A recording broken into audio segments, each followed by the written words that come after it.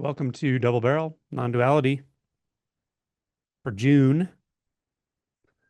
We do this once a month for sustaining members and above. Anyone interested in watching, participating, asking questions of myself and our guest facilitators can tune in once a month. And every month it's a different facilitator or facilitators.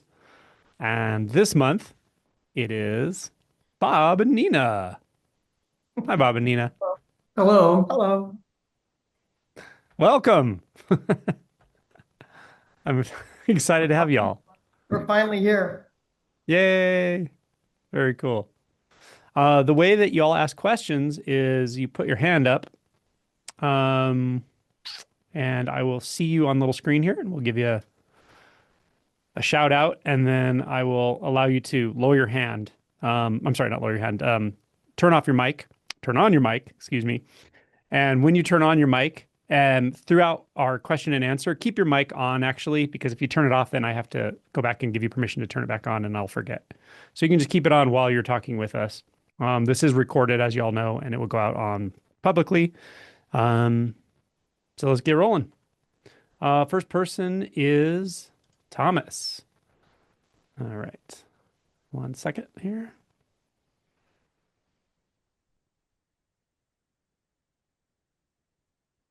Something looks different than it used to. Sorry. You sometimes Zoom changes things around. Let's see here.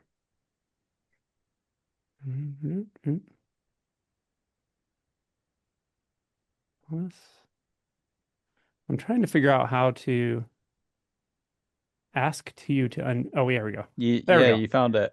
Cool. Nice. It changed something changed there. Okay, cool. Hello. Hello, hello. Thanks for having me.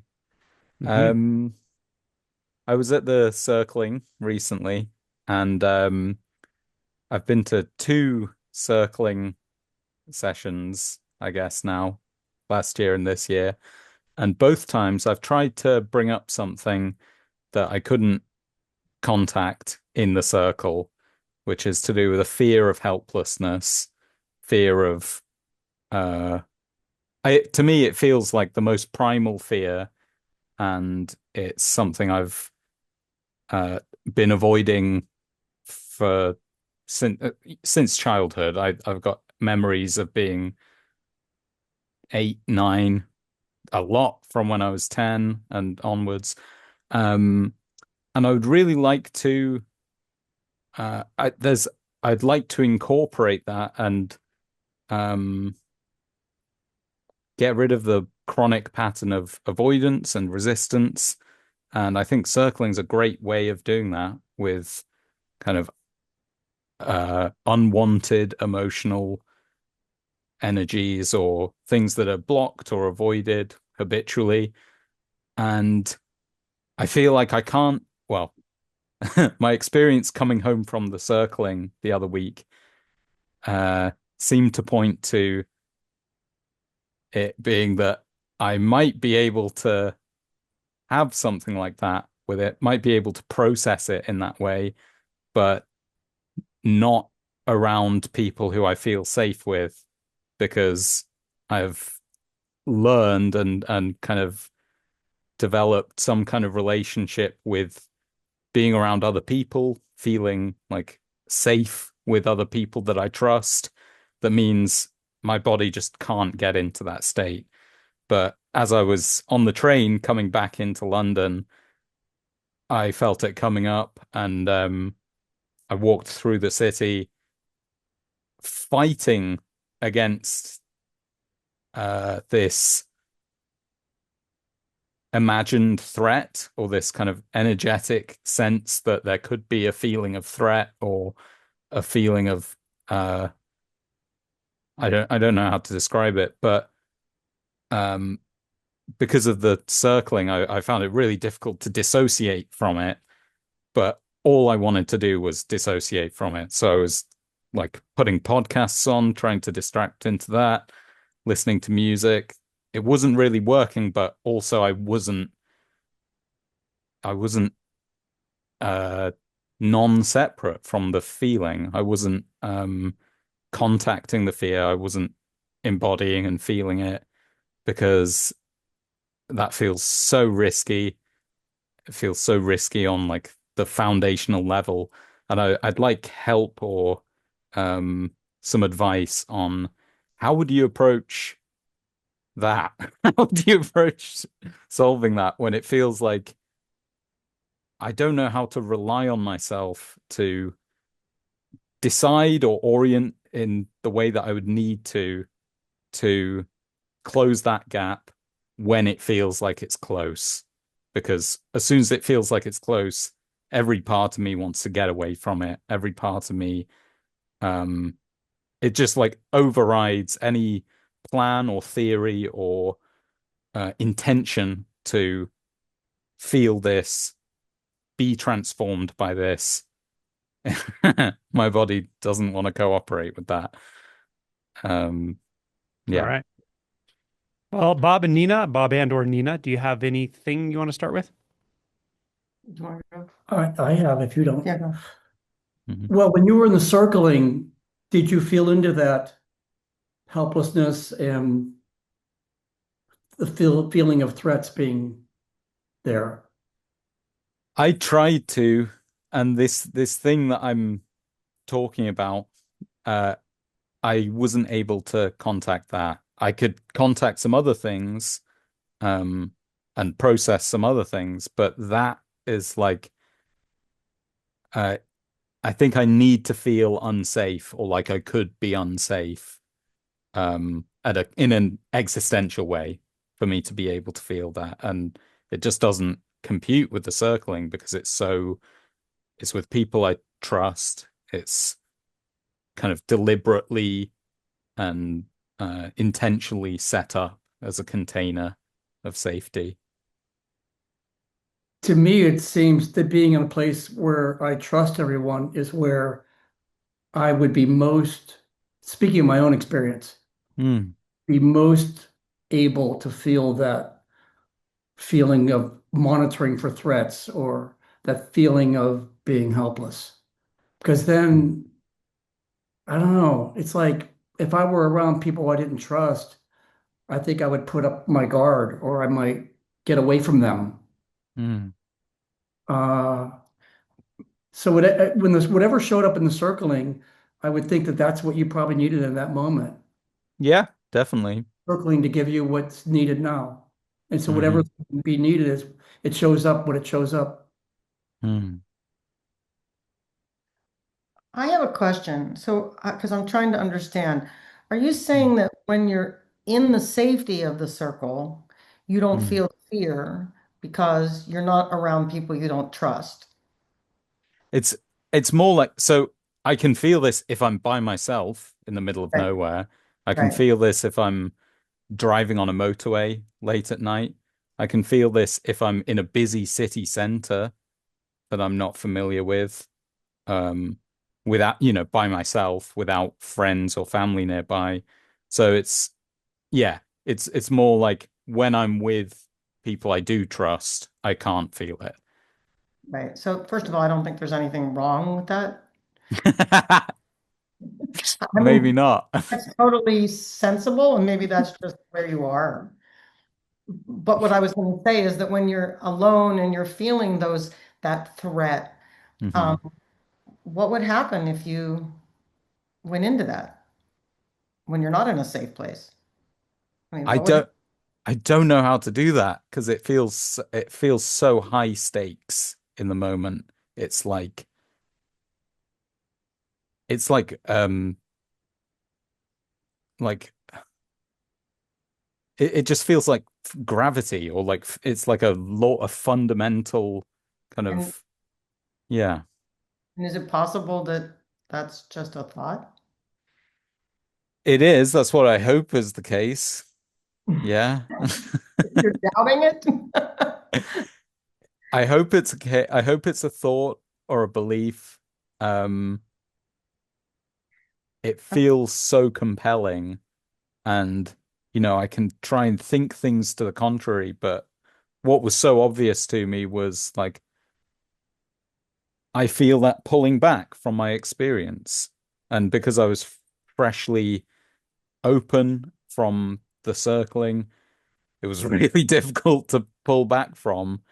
But also that made the sensation of resistance that much more Isn't that, alarming. I Huh? mean, isn't that a wonderful opportunity to see In what fact, your habit is and to feel your habit and to look at the thoughts that go along with that habit and the thoughts that come up when that habit is activated, and it's an opportunity which then makes more intelligence when you're in the safe place, but it's just another opportunity to see yourself. Mm-hmm.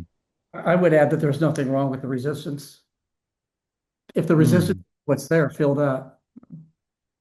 Mm. Mm. Life will show you whatever is next, whatever's here, Mm. and just be with that. And until you feel the resistance and like really feel it and like really go into it, you won't recognize it. Mm. I think I'm dreaming of a day where I'll be in a situation like that and I'll be really in the resistance and really feeling it, and then something will happen, or I'll decide to do something or be a certain way differently, and I'll just see through the need for it. I'll see through the need for all of this tightening up, all of this wriggling away from what's here. And I'm trying to find out. I want a map. I want instructions for Mm. how can I get myself there reliably? Because I've been So, Let go of trying to get there. yeah, I have good and bad. I got good and bad news. Yeah. The good news is that, well, the bad news is your plans of how this thing goes isn't going to work. The good news is you don't need a plan for how this goes. Cool. So it's just gonna, you don't know how it's gonna go, and you can't direct where it's gonna go, and you don't know what's gonna happen in the next moment or in this, you just be with what's here now. Mhm. That's all you can do.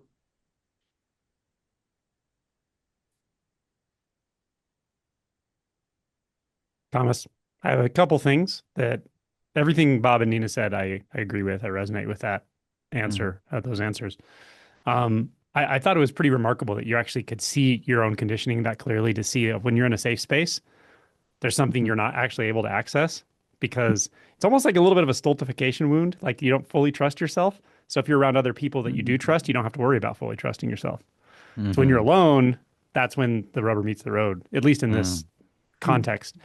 And life is kind of ingenious, like the way this whole process works, this unfolding, this awakening, this shadow work, it's a little different for everyone. And the way it goes for you is just going to be a little different than the way it goes for other people. And it will surprise you. And this may be one of those things like circling's great. And there's this one thing that I just can't do in a group of people I trust because that's the wound.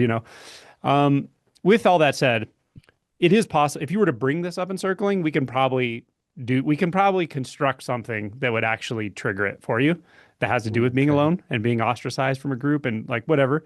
Maybe not, but it's possible. But if you don't bring Maybe. it up, of course, there's nothing to work with for the facilitator. So it's a Mhm. possibility. That's one thing. But short of that, um, I really like what Bob said there at the end of you're not going to choose how this goes. And that's what the dissociation tries to avoid seeing. Dissociation Mhm. says, no, I can make this go the way I want it to go because I know how dissociation goes. I'm very familiar with that. I know all the Mhm. ways dissociation can go. So again, it's one of those things where it's like we're just a little in favor of the familiar when the unfamiliar starts to show up, especially when there's an intense emotion like fear. And remember, fear is the emotion of change. It's the magician archetype, right? So when you're feeling intense fear and your mind says, oh, every time I do this, I have to blah, blah, blah. I have to dissociate because I can't handle it or it could destroy me or, right? Those are the thoughts, as Yeah. Nina pointed out very accurately. So really, it is really an emotion and it's really a sensation ultimately. It's an intense one, but Mhm. the running from it never fixes anything. The running from it to dissociation, it just kind of it's just like a credit card with 21% interest or something. Like you're going to pay it back sooner or later. And the more clearly you see that, the less you're going to want to dissociate because you're going to realize I'd rather just feel it right now than feel some version of it always in the background, always as a specter, like just chasing me. If I just feel it fully now, then the next time it won't be as bad. But I can stay present in between and I can stay present during, and there'll just be more presence unlocked for you. So Mhm. you do have the courage to do it. You do have the capacity to do it because you're human. You have everything you need. And the only thing getting in the way is really those beliefs that you don't, as Nina very accurately pointed out.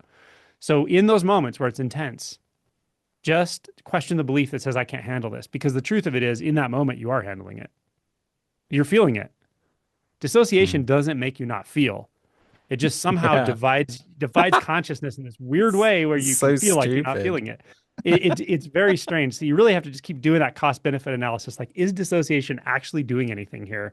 The feeling is here already, So, and then it also drags it into the next moment and makes you ruminate on it. So I Oh, think you're in a better place than you realize. yeah.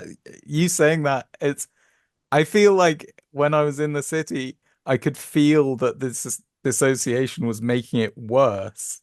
Exactly. But I couldn't, that wasn't making me drop the dissociation, but I felt Yeah. that that was what was uncomfortable. Hmm. Yeah. Hmm. It's the strangest thing it is. It's like fooling yourself. Weird.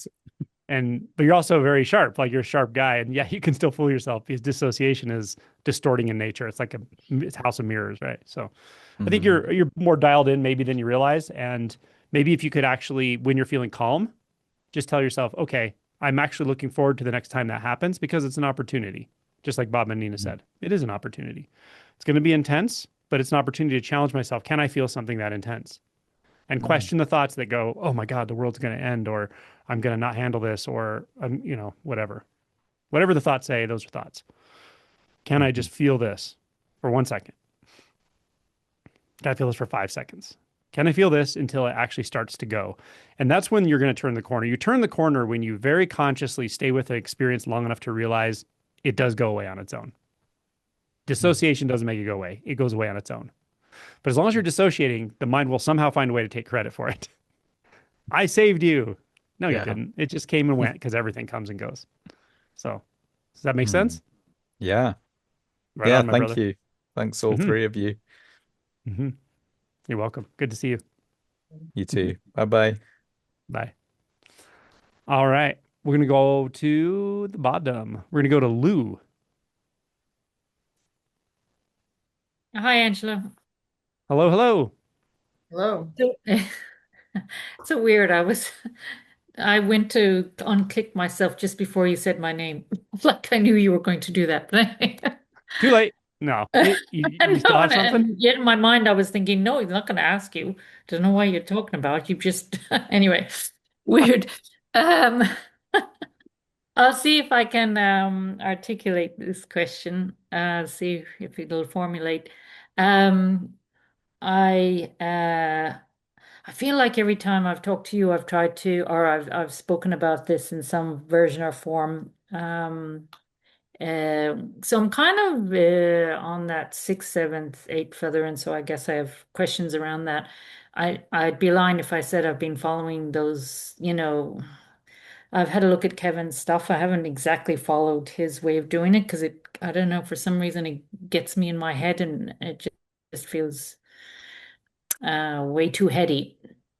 But I've been doing it in my own way, I guess. And it feels like at the moment it feels like it's at the crud at the bottom. You know how Adi Ashanti puts it, the crud at the bottom, where it's just the bottom stuff. And so it's very subtle, and I can sense a sense of will still there, even though I can see that life is just happening, and I've dropped so much of that will. Like my life is, or how it's just a lot of it's just unfolding. I don't even make huge decisions anymore, or even have the motivation. And even when I'm in the middle of doing something, like, I can sense there's this really uncomfortable. It's not even actually, when I feel into it, it's not even that uncomfortable. But for some reason, the interpretation is that it's really uncomfortable feeling that I've got to be doing something. There's something I need to be doing. And I can see that there's nothing like when I look at, so I can see that the mind is trying to distract me and it does it by, there's a few things that it gets me with, right? Lists. There's always this feeling that I've forgotten something really important that I need to do. It's there all the time.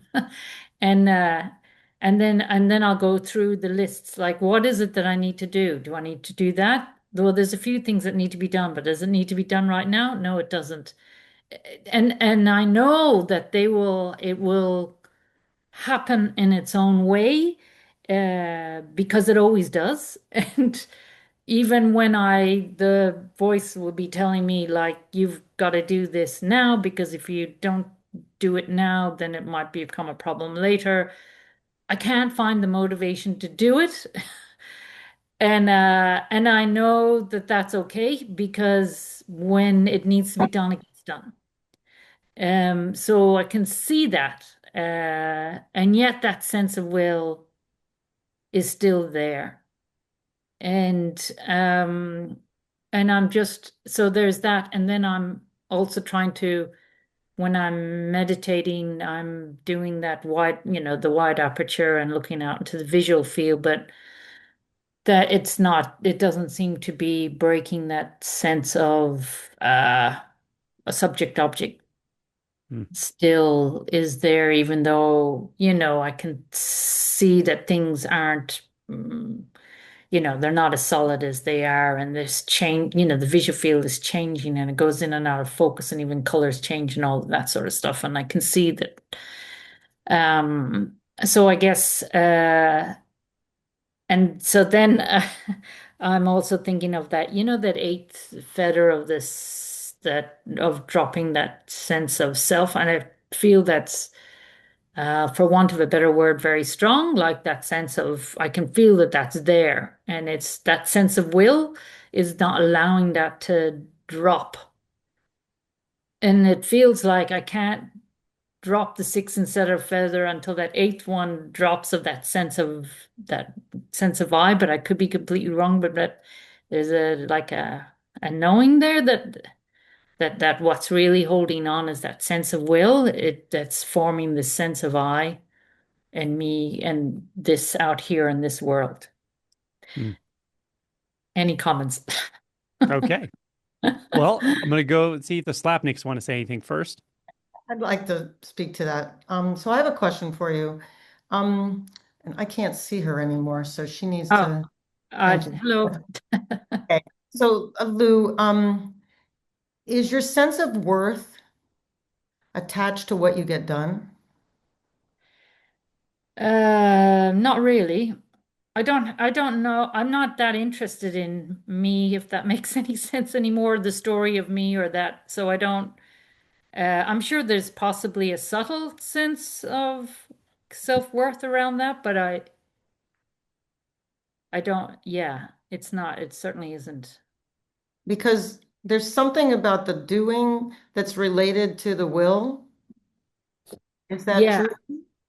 Yeah, there's this like sense of feeling like I've forgotten, I'll forget something really important. And my guess is there's a historical story behind that. I'm sure there's remnants of a historical story of feeling like what's the word? I was a bit, for want of a better word, ditzy when I was in my 30s, or that's how I would have guessed I've been described, a bit not with it, off with the fairies. Away with the fairies, I think people used to say, in my head, probably disassociating and all that sort of stuff. And so I'd forget to do things and blah, blah, blah. So I think there's still a remnant of that fear that I will not do something that needs to be done. And I think there's a sense of it's related to letting people down, possibly too. Even though the ticking of the box doesn't necessarily mean that it's always related to people, if that makes sense. I'm just I'm wondering what's underneath will for you. Yeah, the sense of For will. me, will is a sense of will has layers that are much go deeper than that. So I was wondering how that goes deeper for you. Um, God, I don't know. It's not, it's like it when I say it, it's not like it's a because there's no big story there. It's more like a sensational feeling of like I need to do something. It's more just this feeling, constant feeling of I need to do something. If I don't do it, I'll forget about it. And then when I look into it, it's obvious that there's nothing to do. So, Is it that you're unhappy and you want something to change? not necessarily unhappy. No, I'm not unhappy. There's a feeling of equanimity that's been here for a very long time, but there's a sense of a flatness to it, and I can see that there's an interpretation around it where life is fine. S Stuff happens, but none of it perturbs this equanimity. Um, it very rarely, I'm just like that. But I do sense that there is a feeling that there's an interpretation there that there must be something more than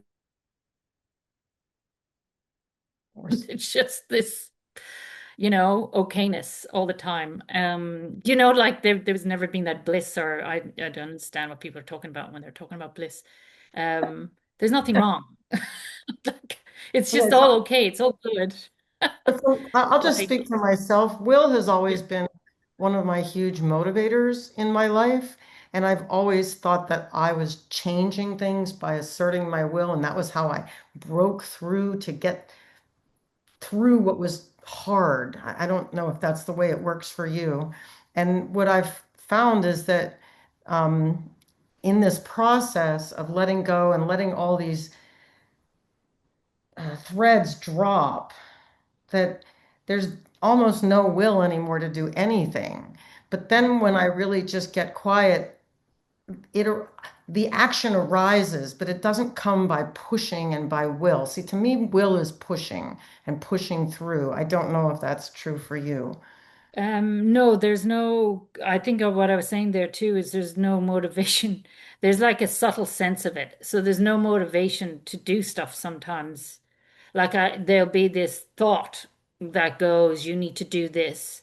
And then there's this subtle feeling that goes with it. If I need to grab that thought and think about it to see if there's something I do need to do because I might have forgotten something really important. Um, but I mightn't do it because there's no motivation because that has gone. Yeah, Like, it sounds to me like you're in a really good place, and maybe you just need to accept that this is how it is. it's probably a lot to do with it And that's takes. okay. Yeah. I know. Yeah. Yeah, I guess. Yeah. I don't know why then there's this sense of the subject object thing doesn't drop. Why there's this still very strong sense of me here and there out there. And not a strong sense. That'd be lying if I said that's a strong sense. In some ways I can feel into the uh that there is not that much separation there. But yeah, but it certainly hasn't dropped fully because there's Well, still I'll that just say sense one of last subject thing before I go, which is it sounds to me like you're trying too hard. yeah. And to me, trying hard is will. I don't know if that's a connection for you, but it just seems like you're trying too hard. And when it's time, it'll all drop. And when it's time, Yeah. it'll just be what it's going to be. And yeah, the expectations and the trying aren't going to make it come sooner. Or maybe, Lou, it sounds like maybe you're not trying, but the mind says maybe you should. Yeah, there's definitely, yeah, the mind is strong. Yeah. Yeah, and I think that's what it feels more like. And I guess because I do grab that thought sometimes to check in with it.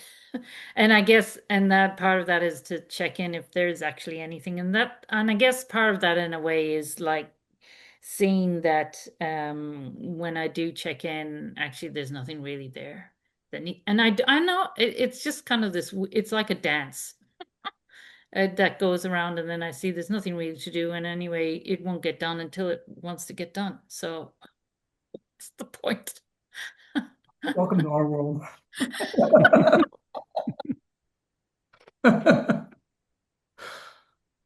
Okay, so there's nothing to do, I assume. I know there's nothing to do except just see what happens.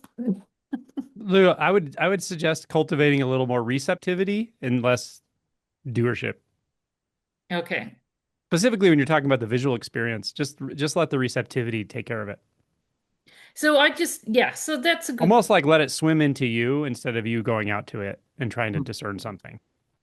yeah, I think that's definitely, I do notice that, and then I try and relax, and then when I relax, it's like then I go up into my head. Mm. Like, then the thoughts will come and I'll go, okay, so you grabbed a thought there. Well, most of the time I'm not even grabbing a thought. It's like the thoughts are on the periphery. Hmm. And I think there's an interpretation that goes on that says, and I don't know if it's an interpretation or not, but it's almost like, so I'm present and I'm alert and I've got that wide open aperture and I'm trying to just be with it. And then it's almost like I blip out, and then I'm wondering if the blipping out is like, heading off into my thoughts or somewhere, or disassociating, um or is that it? I guess I The get blip, confused about the whether I'm blipping out, alert. the blipping out is probably actually when you're established in consciousness. So it sounds like you're able to actually do that, to stop when you realize there's a thought and just let consciousness be this like dilated experience of oceanic consciousness. Yeah. That will very quickly lead you to, because when consciousness is settled like that, your attention will naturally drift into the senses. And when your attention drifts into the senses, you're going to notice, well, you may not notice it like register it as a thought, but that what it'll be experienced is the empty nature of the sense fields. It probably is when you think you're blipping out, you're probably just totally present. And the mind is saying, oh, you're blipping out. And that's just another thought trying to catch your attention. So when you're feeling that, just Yeah. to start to just, this is very gentle stuff. Like if you get heady about it, you just be in thoughts again. Yeah. But just start to notice like the felt sense is an aspect of that. The felt sense is an aspect of that empty nature of experience. The felt sense, pure Yeah, felt for sure. sense. And to be honest with you, most of the time, my experience, I'm so super aware of the sensations. Good. Like I think that's where my attention is a lot of the time, Then as I would well. I suggest moving your attention from the sensation to the visual field, like periodically back and forth, very intentionally. And you'll start to notice that sort of like vast non-dual nature of the felt sense is also in the visual field. You don't have to think about it. You'll just notice it over time. It'll start to clarify. It's almost like comparing the two senses by moving your attention slowly between them. Okay, yeah, that's a good yeah, because I can kind of sense that sometimes that Yeah, I can certainly sense that the with the auditory field and the sensations merge. that's right. And so Um, then all you have to yeah, do is if you find yourself getting heady, then stop, meditate, let that unbound consciousness calm the mind again, and just drop back down to the senses, do the same thing. Because that's where you're okay, going. You're going to be yeah, just steeped in that sense field after at some point, and the mind's not going to grab you so much. So right, yeah, yeah. I think you're in The a good place, mind is truly. tenacious. The mind is so tenacious.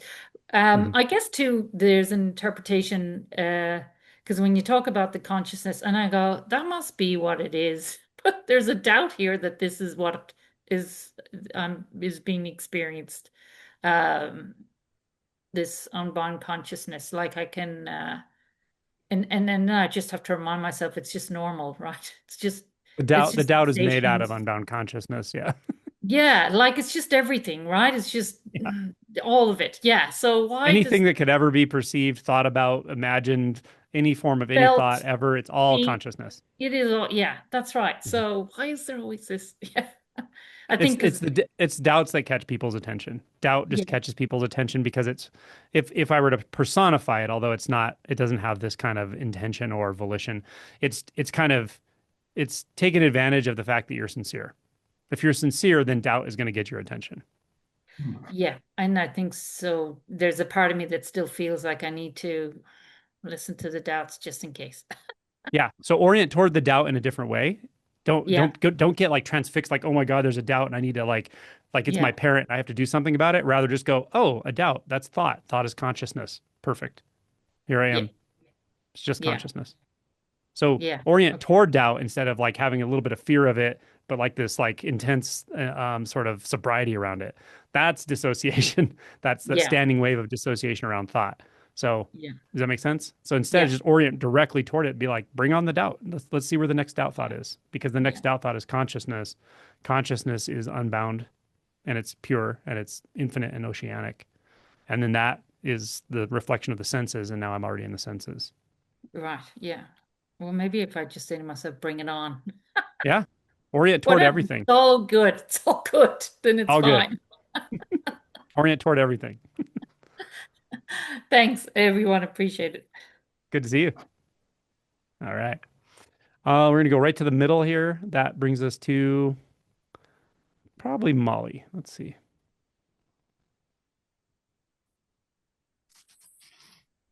Hi, Hello. Welcome. thank you. Um, I, it's really funny that you called on me because I was just the whole time Lou was speaking, I was like, oh my God, that's me. That's um, but I have different doubts. Uh, uh, I don't know if it was an initial awakening or an experience or what, years ago, like 20 years ago, maybe. And I was at a retreat. It wasn't a non-dual thing. It was a releasing retreat.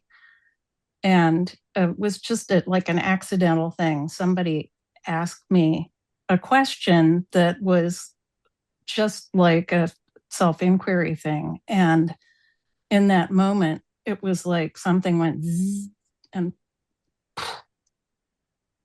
and I was just in this state. My mind went very, very quiet. And it was like that for I don't know how long. Days, multiple days. Mm.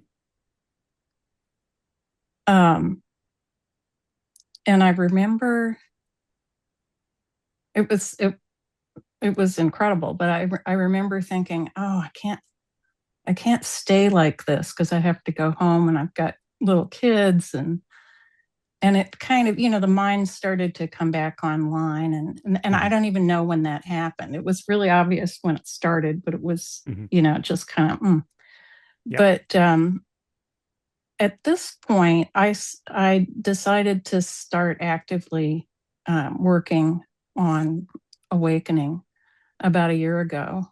And I've certainly had some insights, and I could see that I have some of the qualities of how life is for me is very much like I had an awakening.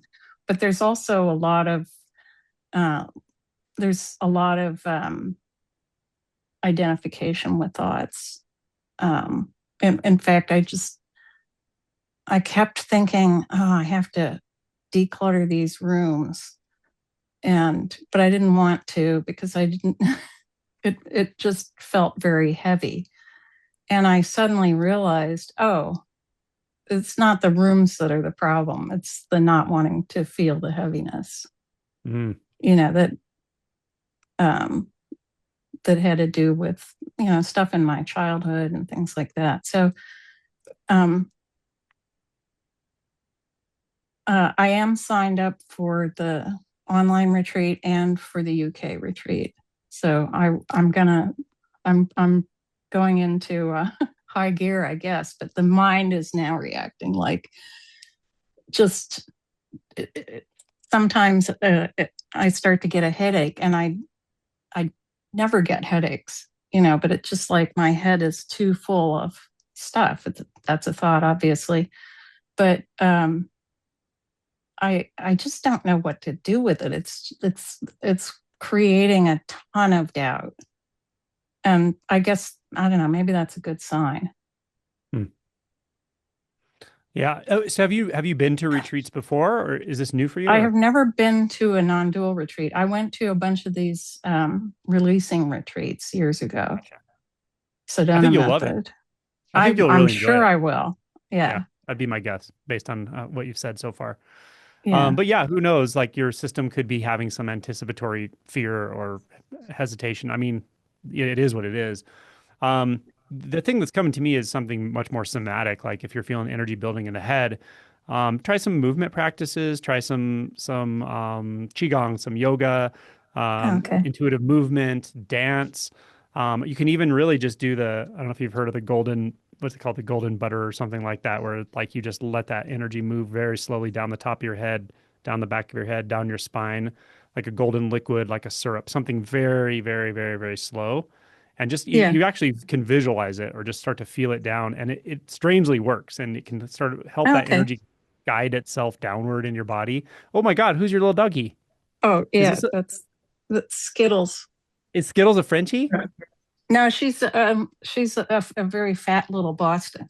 A Boston Terrier. Oh, she's super Yeah. cute. Oh my gosh. Yeah. How She's cute. really a sweetie. Oh, I love it.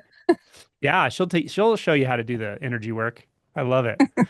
Yeah, and just, find ways to really ground that energy and just let it slowly move toward the ground and let it reequilibrate.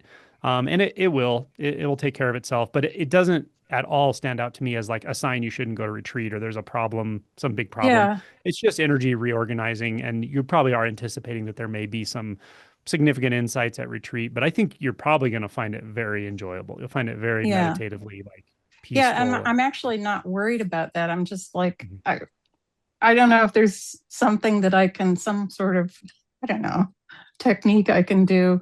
But then I don't know. I just not sure. Mhm. Yeah, I think you can help ease that energy downward in the body. That'd be my guess. You have Okay. enough, seem to have enough clarity. And it's very, very slow and gentle. And just you can kind of imagine it, or you can kind of just work with the sensations themselves and just feel a slow kind of movement downward. And then even inviting the earth to like sort of help you equilibrate that energy. Also, laying on the earth can help. And even Yeah. outside, like physically So, feeling your body and feeling all those contact points, letting that help mhm. equilibrate the energy. Yeah, I can. Yeah, I think that's good. That sounds really good. Hmm. Yeah. That's all I got for you. I think you're in a good place. Okay, super. Yeah. Thank you so much. Good to see you. Bye little Boston Terrier. All right, let's see. We're gonna go up toward the top again. We got Sam.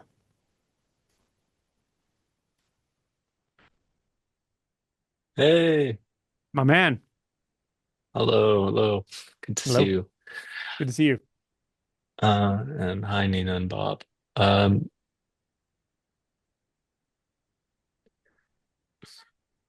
I guess I have two questions, and but I guess they're both kind of around the theme of maybe like obsession or fixation. I think that's been a theme that I've been exploring in myself. Um, I think I think it's kind of been manifesting in two ways that I've noticed is. Uh, One is just, and I've kind of asked a question about this before, but um, this kind of feels like this need to check in my face area a lot.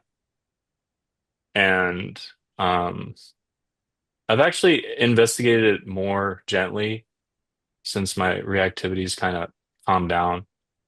And I can see that there's definitely like sensations in my face area, in my mask, or behind my eyes, or below.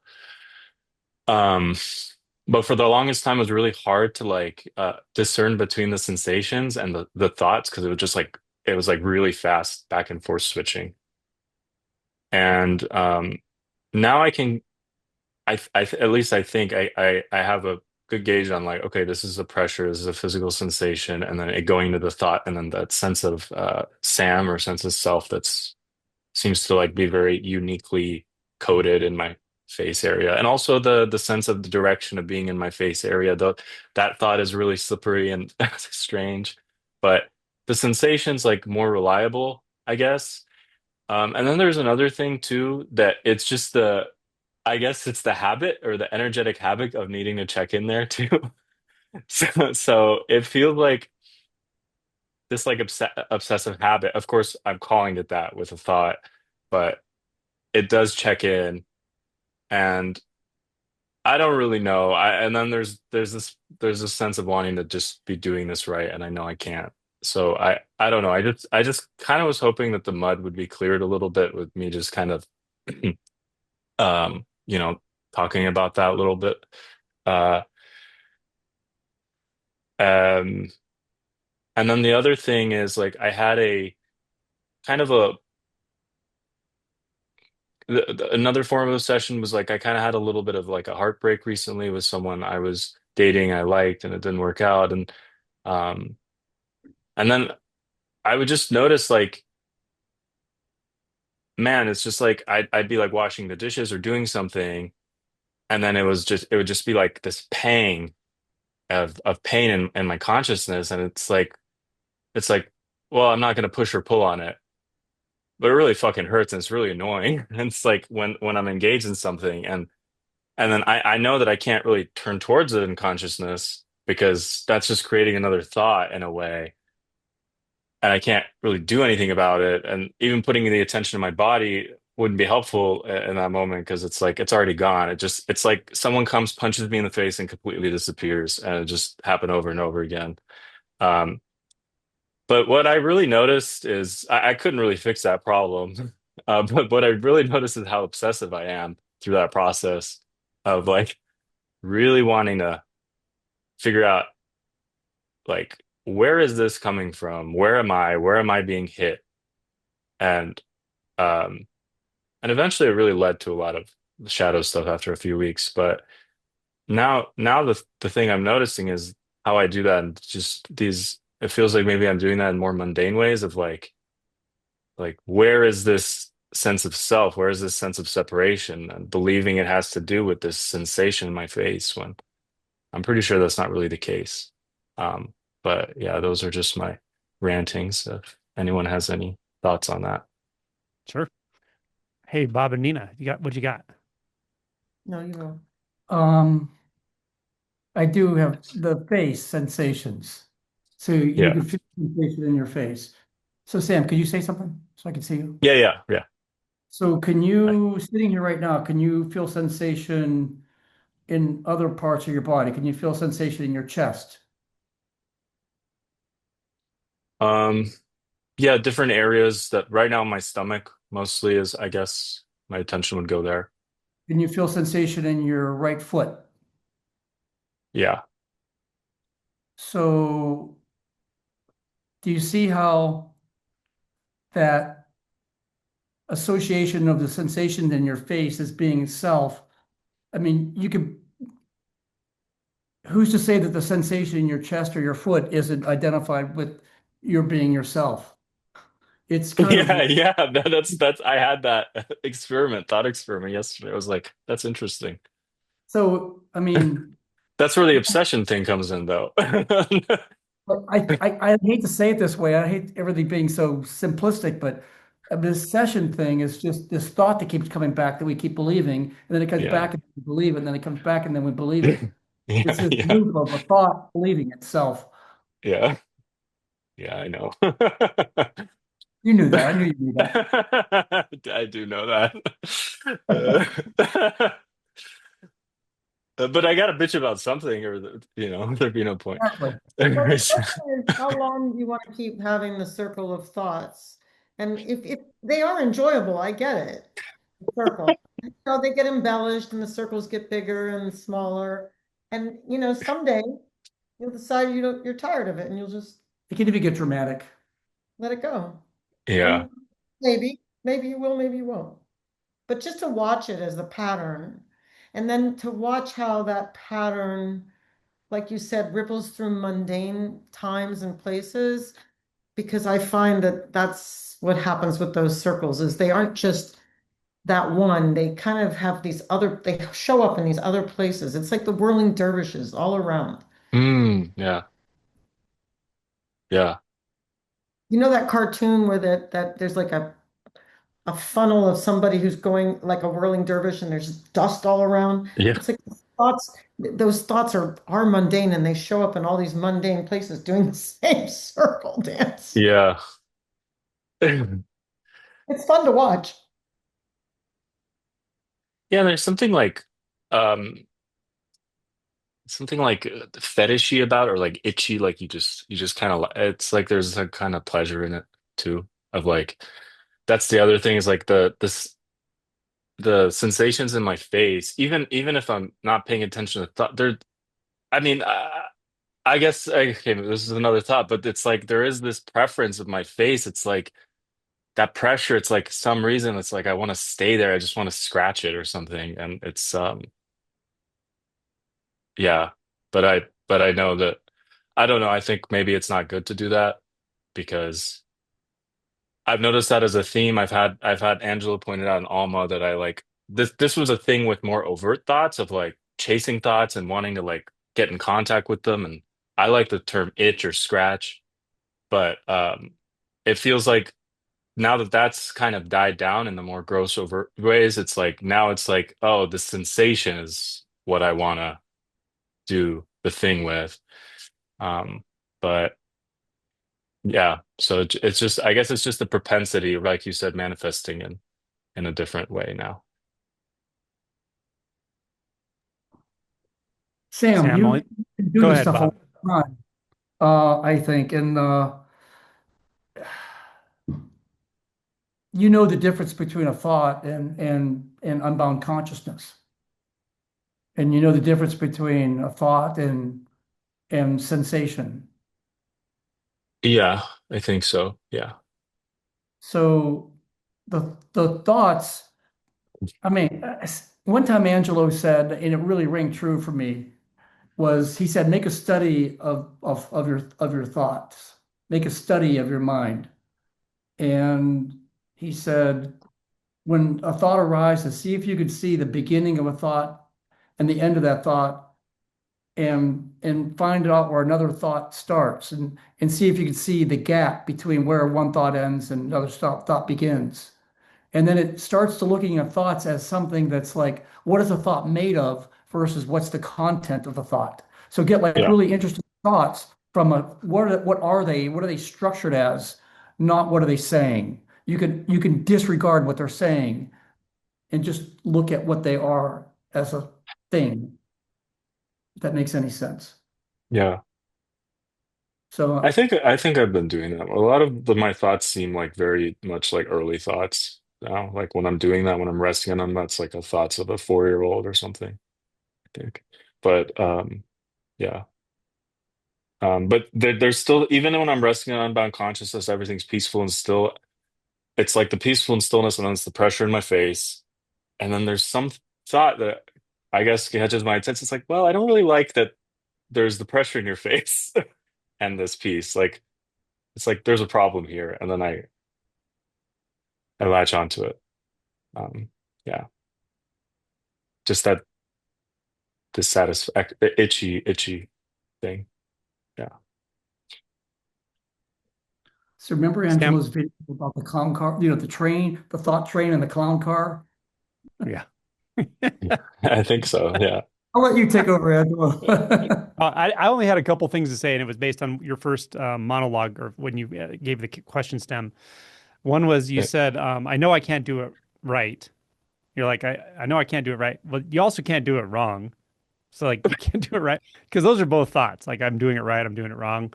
It's like it's something in between, you know. And I think there's a kind of middle way about everything you say that I think is like key for you maybe. That's what I'm feeling into. There's a kind of middle way like that you know, don't take sides on all this stuff so much. Mm, It's like it's a feel thing for sure. This is more like what Nina and I were talking about yesterday. It's very like feeling, intuitive, energetic. It's like you find the channel that works, the channel that doesn't lead you into thought identification, but it also doesn't lead you into like overdoing or some kind of like pushing. It's something in between. And it moves all the time. It has a kind of cadence to it. It's a natural cadence, a natural movement. And the thing about that is once you start to tune into that, you can find it in all of these things you're describing. You can find it in the thought, you can find it in the nature of the thought, in the nature of consciousness. You can find it in the sensations in the face, the belly, anywhere you put your attention, the visual field, like it's kind of everywhere. And then it gives you the sense of like this kind of like infinitely flexible home sensation. There's nowhere you have to be but where you already are, and you can move through Mm, all of this, like everything you're describing is in and of itself fine. None of those things are a problem at all. Does that make sense? okay. There's a little bit of a like efforting around it somehow, but this middle way, this kind of intuitive knowing of the way reality moves, which is actually the way everything moves, including consciousness. It has just a kind of flow to it and a cadence to it. And if you can tune into that more and more, I know you know this too, by the way. You actually have access to this. I know you because I can see the way you move. And so it's just tuning into that a little bit more. It's a subtle thing, but it's also it's nice. It's like a dance, or you can almost attune to it through like your understanding of sound, music, singing. Like when you find your voice, when you have your voice, when your voice is like right on, you know what I mean? Mm, It's yeah. that kind of a feel. Like there's something that just clicks. And it's like, yeah, that's it. There's no, you don't, it's not too much, it's not too little. That's kind of the sort of middle way energetically of what I'm talking about. That's what came to me. Mm, mm. Thank you. Welcome. That's really helpful. I Good to appreciate see that. you. Yeah, Good to man. see you, man. Yeah. Bye. All right. Bye. All right. Let's go right to the middle. Well, actually, we were at the middle. Let's go to the bottom. Lauren.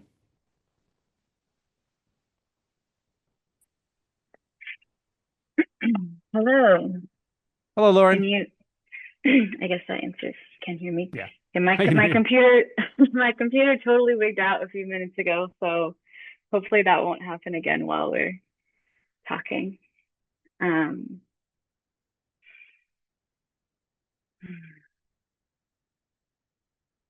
yeah, I have no idea what I am about to say, and I've just been sitting this whole time with like, there's just so much fear here,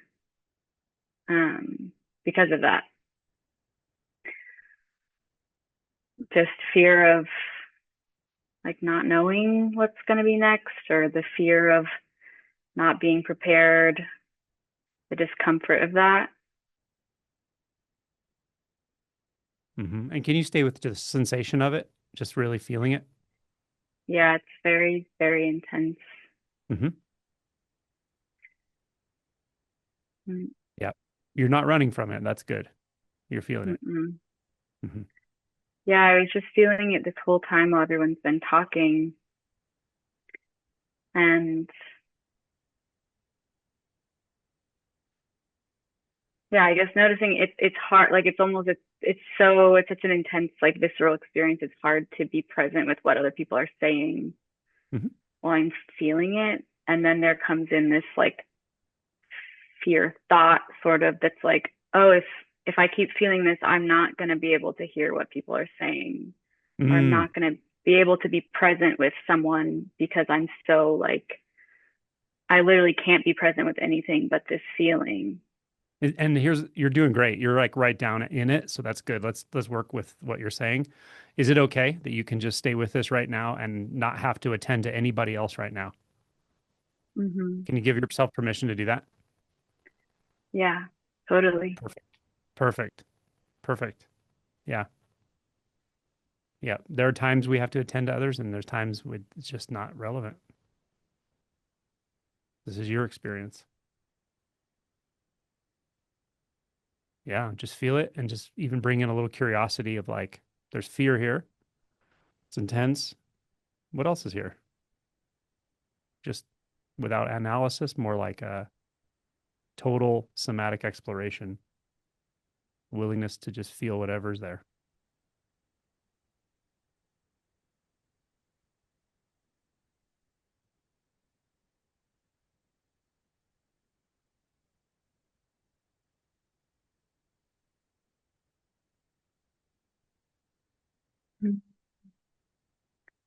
Yeah, there's fear, and then there's this sort of, I don't know if it's a dissociation or just a pulling of energy upwards into the face and the head. Yeah, and that's okay. Everything is information, it's just showing you like this is one way that you can move, one way the energy can move. Could be a dissociation, and that's just it's like an off ramp that you could use if you needed to. It's there. It's not a problem.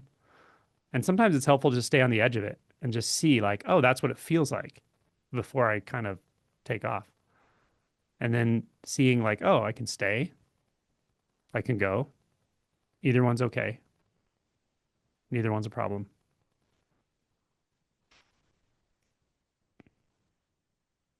Hmm. Yeah, I think that there's this thing that happens for me often in practice where I know there's this part that's like really interested in the fear and feeling it, but like that it has to get something from it. Like it has to, it's like it wants to know, it's curious, but like for its own motive, like it wants to get in there and be like, what's this really about? Like what's really under here? And then that almost like shuts the fear off. So I don't normally have, like, I know the fear is there, but I don't normally have this like full access to it when I'm on my own. Yeah, I think that sometimes that's just a tricky thought, right? That's like, it's like saying, I really want to know what this is about so I can understand it or utilize whatever it is, but it's already dissociating by the time you're thinking about it. It's really just saying, get me away. Let me look at it from a distance instead of feel it fully. But you can also use that as a lens and say, okay, if I want to fully understand this, there's only one way, and that's to fully feel it. Let it show me what it is. Just that simple curiosity and contact. Like a baby. Don't know what this is. Let's just feel it.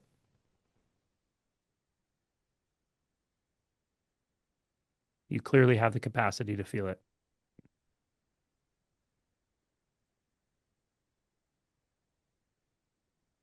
Really enjoyable, actually. Yeah, I was going to just ask you what that expression on your face means. I'm like, yay, we're feeling fear. We're here. It's like kind of like being alive. Yeah. Fully alive. Mm. Nice. Yeah. Yeah, and just the relief of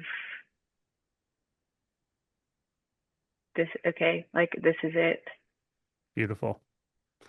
Yeah, what you said is very profound. This is something I come to with people when we do work around reactivity is when you finally get into the middle of a reaction gap and you don't react, at some point this thing hits that's like, oh, even though this is uncomfortable, the relief of not having to do anything is everything. It's so profound because we don't give ourselves that attunement to truth very often because the truth is you don't have to do anything. The truth is everything is just fine the way it is.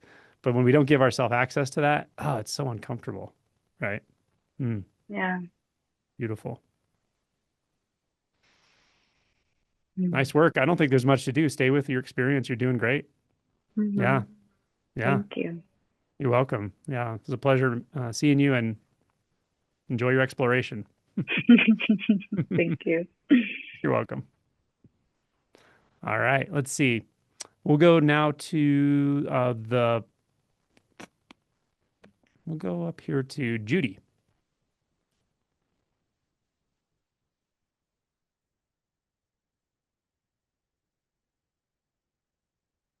Hi, Angelo, and everybody. Hello, Judy. Hi.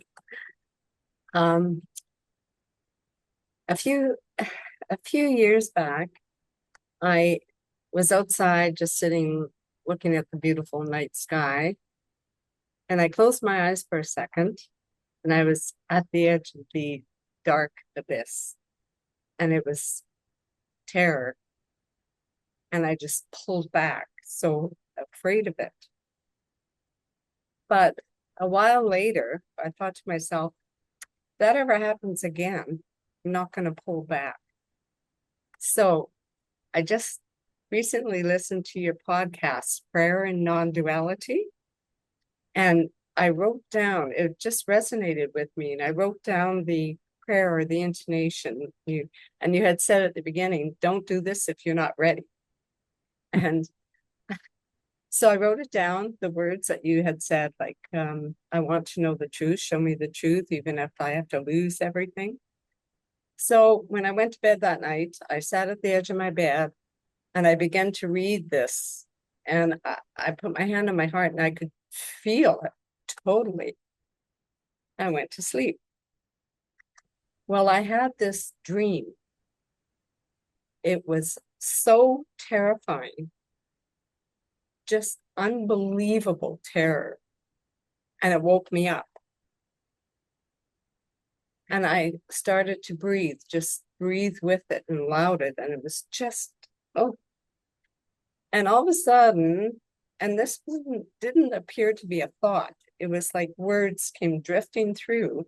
And I've never read the Bible, but the words said, yea, though I walk through the valley of the shadow of death, I will fear no evil. And as soon as they passed, the terror began to recede till there was nothing there. I just put my head in the pillow and went back to sleep. And it just like, okay, what the heck was that? Was it anything, or is it just take it as it is? How long ago was that? That was like 3 weeks ago. Oh, okay. Let's see if Bob and Nina have anything to say.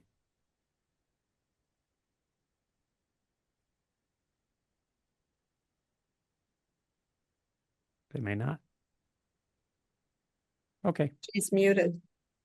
Oh, maybe they were trying to speak and they're muted. I don't know how that Oh, happened. sorry. I just said, just enjoy it. Go with the flow. Let it flower like it's a blossom that's opening, and just be with the blossoming. Enjoy.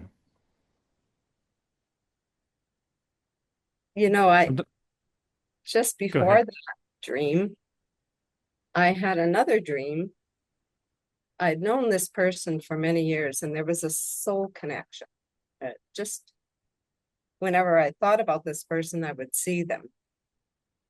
And one night, I thought about this person as I was going to sleep, and they appeared in this dream.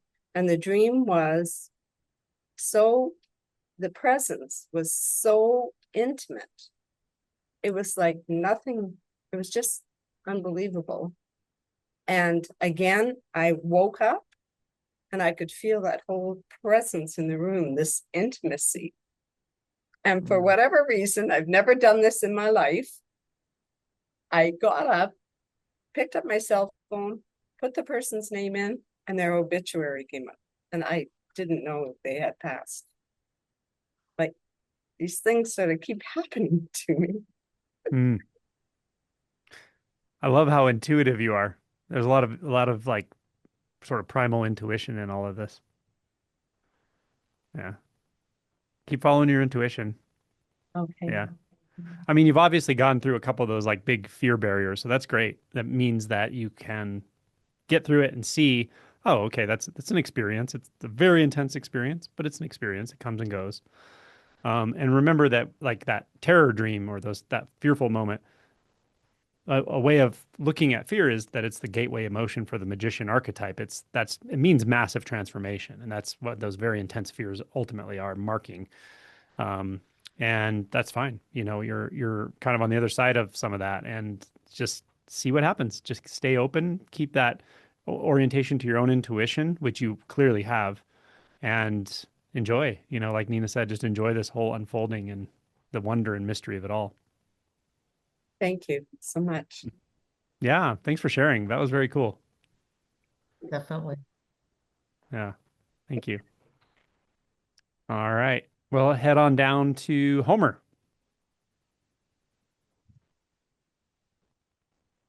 Well, thank you, Angelo, and thank you, everybody. This is my first time here, so there's a bit of nervous energy. Welcome.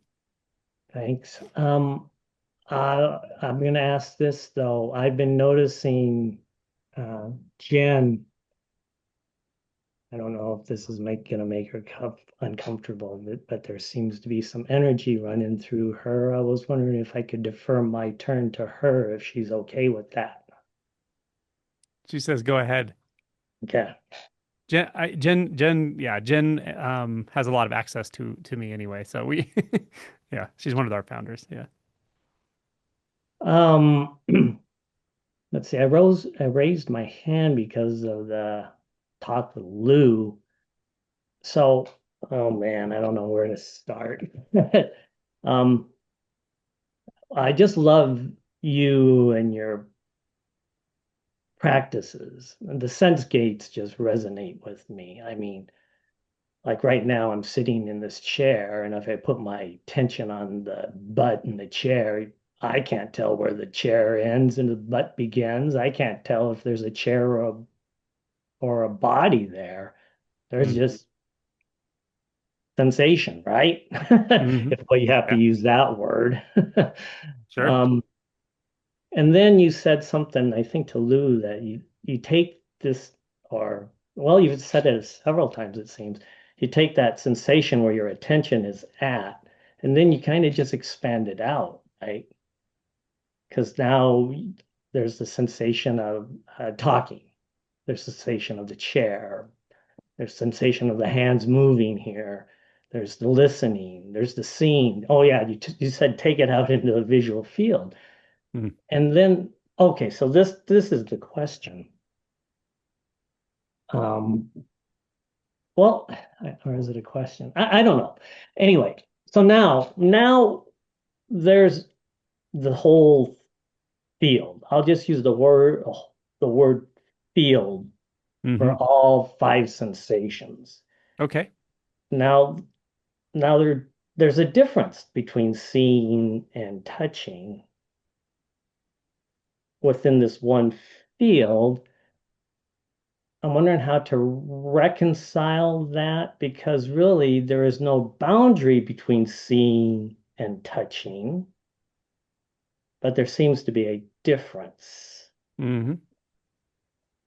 So, Yeah. All I would say is look closer. You know, when you say there's a difference, it's like where's your attention when you recognize a difference? When you recognize difference, where's your attention actually? oh, well, that just goes to a thought or my head. Exactly. There you go. Oh, That's right. okay. Yeah. Just keep going back out there and being like, okay, the visual and the felt sense, can I actually make a distinction? And then just, I mean, literally with your attention in it. Well, no, there's no distinction. So Okay. we use pedagogically or whatever, we use the fact that we can move attention here and move attention here and move attention here. Mhm. But once you move attention there, very quickly, especially the clearer things get, the very quickly it's like, okay, there's also no there there. There's no here and there. There's only that, and whatever that is it's intimate in the sense like it's not nowhere, but it's also not anywhere specific, and it also has no particular quality. It's like you start becoming very clear on what's not there, including boundaries even between the sense fields. So yeah, you're doing great. Like your exploration and your exuberance for the exploration is beautiful. I think you're in a great place with all that. And just keep noticing if there's an interpretation, really being clear, like, okay, let me go back there. Is that actually there, that interpretation that says this and that? Or the visual And sense is not the felt sense. Like, where is that interpretation actually arising? well, then you would also include, because I think you said in some of your videos, the thinking or the cognition is a sense gate. So Hmm. you can throw that in there, recognize that, and then I when the word difference pops up, Hmm. that can just be taken as a thought. Hmm. And then all six of these sense gates kind of just merge, I Yeah, guess, into they, that's right. field. And then, well, then I go to feelings and emotions. They're just senses or Mm. energy is a word. So now I'm up to 8 sense gates. Feelings And and then it could just emotions. keep Yeah. going. Yeah. To me, it's like, well, it's very hard to talk about this without a caveat, and the caveat is like really don't solidify this because it's Mm. impossible to put this experience into words, but it is something like total synesthesia in that there is no differentiation of experience. There's no differentiation of gates of sensation, appearance, etc. Mm. And at the same time, the field itself, or like let's call it this energetic like appearance, this whole energetic appearance seems to express like visually, then in sound, then in sensation. It's like a kaleidoscope a little bit in that there's the Yeah. whole kaleidoscopic picture, but there's also these like little noticed pieces of it that are appearing and almost expressing as the I don't know, call it whatever you want, but it's this field of reality just appearing as one sensation or one color or one movement. And that feels a certain way. It feels like the particular is also the universal. Like the whole field is every single part of the field. So it's like that net of Indra thing. It kind of starts feeling like that. But again, these terms are potentially confusing if you try to impose them on your own experience. Just keep giving yourself to the experience or letting that experience overtake itself, specifically through the senses and being clear on that, and then dropping the need to differentiate the senses as you realize you can. And what I mean by you can do it without becoming thought identified again. If you just keep getting lost in thought, then you might have to apply some effort, just felt sense, just making sure you're staying in that felt sense for a while, and then the visual sense. But at some point, you can back off the effort, and you will quote unquote be doing it all the time until the whole field is just doing it, and that sense of doership, agency, all that stuff is just you see it's like a joke. It's a thought. There's nowhere else that could exist. But I think you're in a good place with that exploration. It seems like based on what you said. And would it be, well, one other thing, and it sounds like it would be a good idea, a thought that become really comfortable with not knowing and very comfortable with paradox. Oh, for sure. Okay. For sure. Yeah, for sure. Yeah. Thank you. My recent favorite quote is someone asked Suzuki Roshi, how much ego should you hold on to? And he said, just enough not to get hit by a bus. That's great. All right. That's Thanks, good. Homer. It was nice meeting you. Thank you. Yeah. All right. Um, let's go up and talk to Ashley. Hello. Hey, how are you? It's been a minute. It has. How am I supposed to follow that? That Well, was you can't really follow it because you're just part it's of it. exactly exactly. Um, so yeah, that was I was just sitting here going, that's just absolute perfection. Anyways, the reason I raised my hand actually, sorry, I have a little bit of allergies going on here. Um, The reason why I raised my hand was I wanted to ask you about something. Because I know you've been through like the whole school thing as you went through this.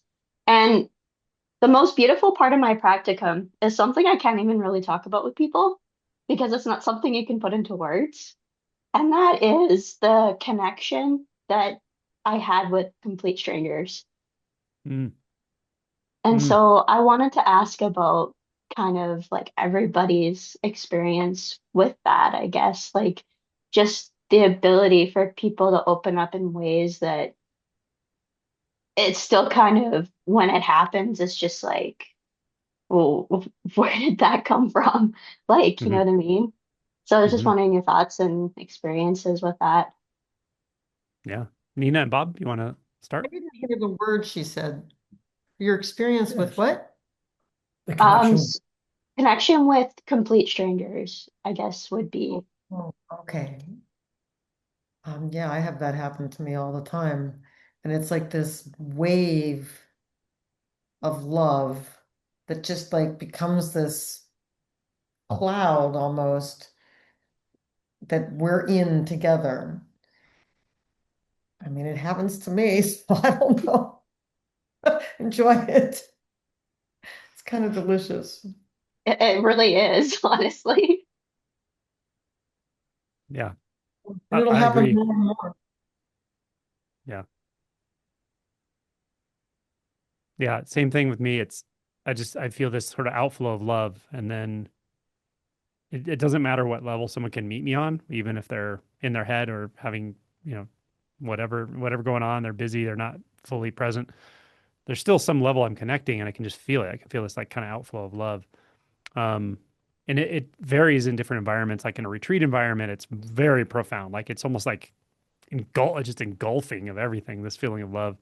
And in circling events, it's a little different in that it's like I just feel this tremendous respect and love for people's willingness to like, well, just for first of all, what they go through in this life and don't talk about and carry around in themselves, but their willingness to go down into it and just trust the process and trust themselves and seeing like that incredible human resiliency and the personal connection with that person as we're doing it too, like all of that. So not only is there this sort of feeling of love and outflow of love around people, but there's also all these little nuances to it that are really fun depending on where it's happening. But it's so uncaused, you know. It's not it's like people don't have to earn love. I love that about the outflow of love is like it's kind of indiscriminate, you know. Even someone who may not be the safest person to be around or something, I may not spend time around that person or I have good boundaries around them, but it doesn't mean I can't feel an outflow of love, you know. And so it's really quite remarkable. And as Nina said, at least in my experience, it also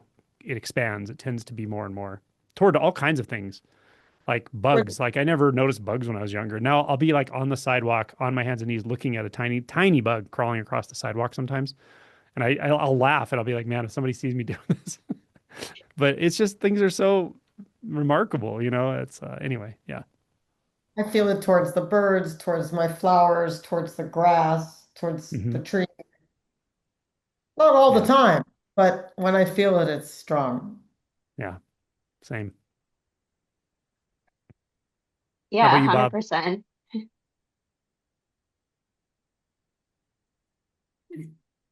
Did you ask me a question? No?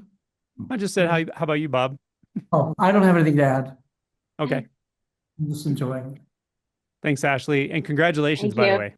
Thank you. It's been a long road and all of that, but yeah, I don't even know what happened basically. So All right. I can yeah, relate.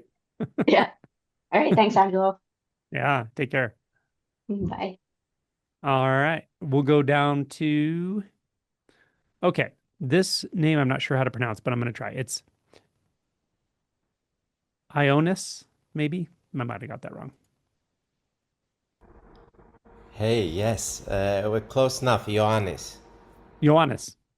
Yeah, it's a Greek name, so you can either say that or you can say Yannis with a Y. Okay. Yamis or Ioannis. Okay. Yeah, like Homer. I guess is the first time I've ever joined any of these calls, and maybe I've been checking the channel out for the last 9 months, and to a large extent, I'm here because you're an anesthesiologist and I'm a cardiologist here in the UK. So I think the authenticity of what you've been kind of teaching, I guess if you see yourself as a teacher, definitely resonated. So it's like, okay, this is valid. Like this is something I can kind of consider as a kind of path moving forward. And so I'd like to say thanks for that. And I really like the book as well. I haven't really actually read it. I've just listened to it a billion times, but I found that really useful. I guess I'm not sure if there's a definite question, but I'll tell you the problem I have encountered. um, uh, I was telling Chris Gimon, who has taught me how to do TRE and stuff, about like the sense that I've had for ages, even before medical school, and into attending or whatever, imposter syndrome. And she said, oh, Angelo has done this series about existential wounds. Maybe you want to check it out. And I was like, sure, I'll check it out. And I watched that video on the deprecation wound, and I lost it. I I got pissed off at you, and I've never met you. I got pissed off at Chris. um, and that was about 3 weeks ago, so it took me some time to calm down. But it took me some time to calm down, and like I mean, most of it resonates. Mm. So, you know, not just the imposter syndrome, which I'm sure other people in general could relate to anyway, but everything about the not enoughness, to an element of judgment, to, you know, almost not knowing what you want. And it's not necessarily that it's caused because of the career path. And of course, medicine, as you know, it's a devotional path. Like it's not prestige, it's not money, it's sadly not the thanks from people, but like it's you know, you care. It's you know, you devote, and I kind of cover the spectrum from kind of young children to adults with congenital heart conditions. So it's a lot of the lady before was just talking about strangers, like, you know, you meet all these people all the time, you just have to be there and kind of show that sense of compassion, but there's no compassion for the character. And you know, I was saying to Chris, like, I don't want to be kind of wanting awakening to spiritually bypass, and I don't quite know what that means anyway, but there's no way I can develop that compassion for me, but I have to constantly kind of have this outgoing of compassion. And you know, when I'm at work, it's absolute presence. Like there's, you know, I'm there 3 billion%. You know, like there's, I'm nowhere else. But you know, the chastising, the self-chastising, is yeah. So yeah, I'm not sure. I mean, you know, you obviously pointed at the end of that video with a list of questions that I've not answered. So it's like, you know, you've given homework and I've said, yeah, maybe another time. But I think probably it was because I was pissed off at the end of that video, or too much to want to actually answer those questions. So I'm coming to the retreat in the UK in August, which may end up being a disastrous experience. But but anyway, I guess that was the comment that came up. Sure. I think you'll love it. I think you'll love the retreat. But yeah, I'll speak a little broadly about this for other people who may not know the existential wound stuff, but there are a couple of existential wounds I see being probably the most common in people who are like very high functioning, people who are like highly motivated, work really, really, really hard, and have careers that require tons of work and tons of delayed gratification and all that. That could be anyone with any wound, of course. But the two that I think are common are the deprecation wound, that's like performance-based deprecation. That's like a subset. And then the other one is inversion. And tend to be like extremely reliable people, extremely responsible people, the kind of person who would say what you said. I go to work every single day and I'm totally present with my patients that have significant heart defects and serious medical issues, but I'm totally there for them. And I believe you, and that's great. And it can also have this like nucleus of shame underneath it, right? And shame is one of those cores of emotion that all of us carry some, like everybody does. But this one's set up a particular way with this wound. And that's kind of what he's talking about, that I talked about in this video. And I think for you, like you clearly have a true love. Oh, by the way, I was going to tell you an interesting thing. The last time a physician asked me about this in a public Q&A setting was a few years ago, and it was a cardiothoracic surgeon. And he said exactly the same thing about imposter syndrome. Yeah. And I didn't have as good of an answer then because I hadn't done this kind of writing and stuff and done the circling. But anyway, yeah, I think it's, first of all, anything with the shame kind of wounding, and again, this applies to anybody, is really approaching it gently, you know, approaching it like with compassion for yourself, right? Because it's just a kind of hurt part of yourself. And anyway, so that's probably the biggest thing, especially for somebody who tends to work really hard and be very direct and have like, what's the tool? Give me the hammer. I'll nail that nail down. I'll figure out the next thing I need to do. I'll do the work. That's all great, but it can be a little infused with this kind of like intensity that can kind of direct itself away from the shame instead of toward. If you go toward the shame with that might be a lot. Rather, go toward it with this kind of just like forgiveness, understanding, curiosity, a kind of softness, and just give it time and patience. That's a big one with shame, is just patience. Like, it's okay. It's okay that it's there. It's been there, you know, and we can keep kind of touching in slowly. And like you said, you took 3 weeks and you didn't do the work yet and like do the questions and stuff. That's fine. Give yourself time, and really approach it mostly with just compassion. That's really the key to all of this, is like, it's almost like discovering a new part of yourself that you just had somehow overlooked totally innocently. Right? You didn't choose to set things up the way you set them up internally. None of us do. These are unconscious processes, and that's why I'm always talk about awakening and waking up from the identified mind identified world, because you start to see things so much more clearly. But yeah, it's there. It's this new part of yourself, or this newly discovered part of yourself, that just has this kind of feeling of like, I'm not enough, I'm not okay. It's you can kind of almost regard it like a child. It's a child that's just a little bit confused. It doesn't know where its place in the world is. It feels locked in. It feels pushed away. It feels, and so forth. So it may be afraid to be exposed a little bit. It may, be shy, and just taking your time with that and just regarding it as a new part of yourself, a life form that you're just going to become acquainted with over time. That's pretty much the approach. I mean that's how it feels. Like it literally, if I close the eyes, I see a child. Like Hmm. this is how exactly it feels. And I forgot to say, but I mean, so this is unfolding by itself anyway. Even though I didn't do the exercises, the last week alone, it keeps coming up. I don't want to face it. Like it's just somewhere. It's obviously not in front of me, but it's here. And I keep coming back to it, like I don't want to do this, I don't want to do this, and then and it's just arising by itself, and it's like, well, you either face it or resist at your own peril, kind of. Yeah. Whew, that's kind of Yeah. like that. And you have everything you need. You have all the internal resources and so forth. But again, Yeah, it's like a new acquaintance, a new relationship, a new way of experiencing yourself, and it's going to take adjustment for sure. And you're not the Lone Ranger. It's one of those things that we all carry some version of it. So yeah. right on. I appreciate it. Thank you. Yeah, it's nice nice meeting you. Yeah. Nice meeting All you. right. All right. Let's head up to Lisa.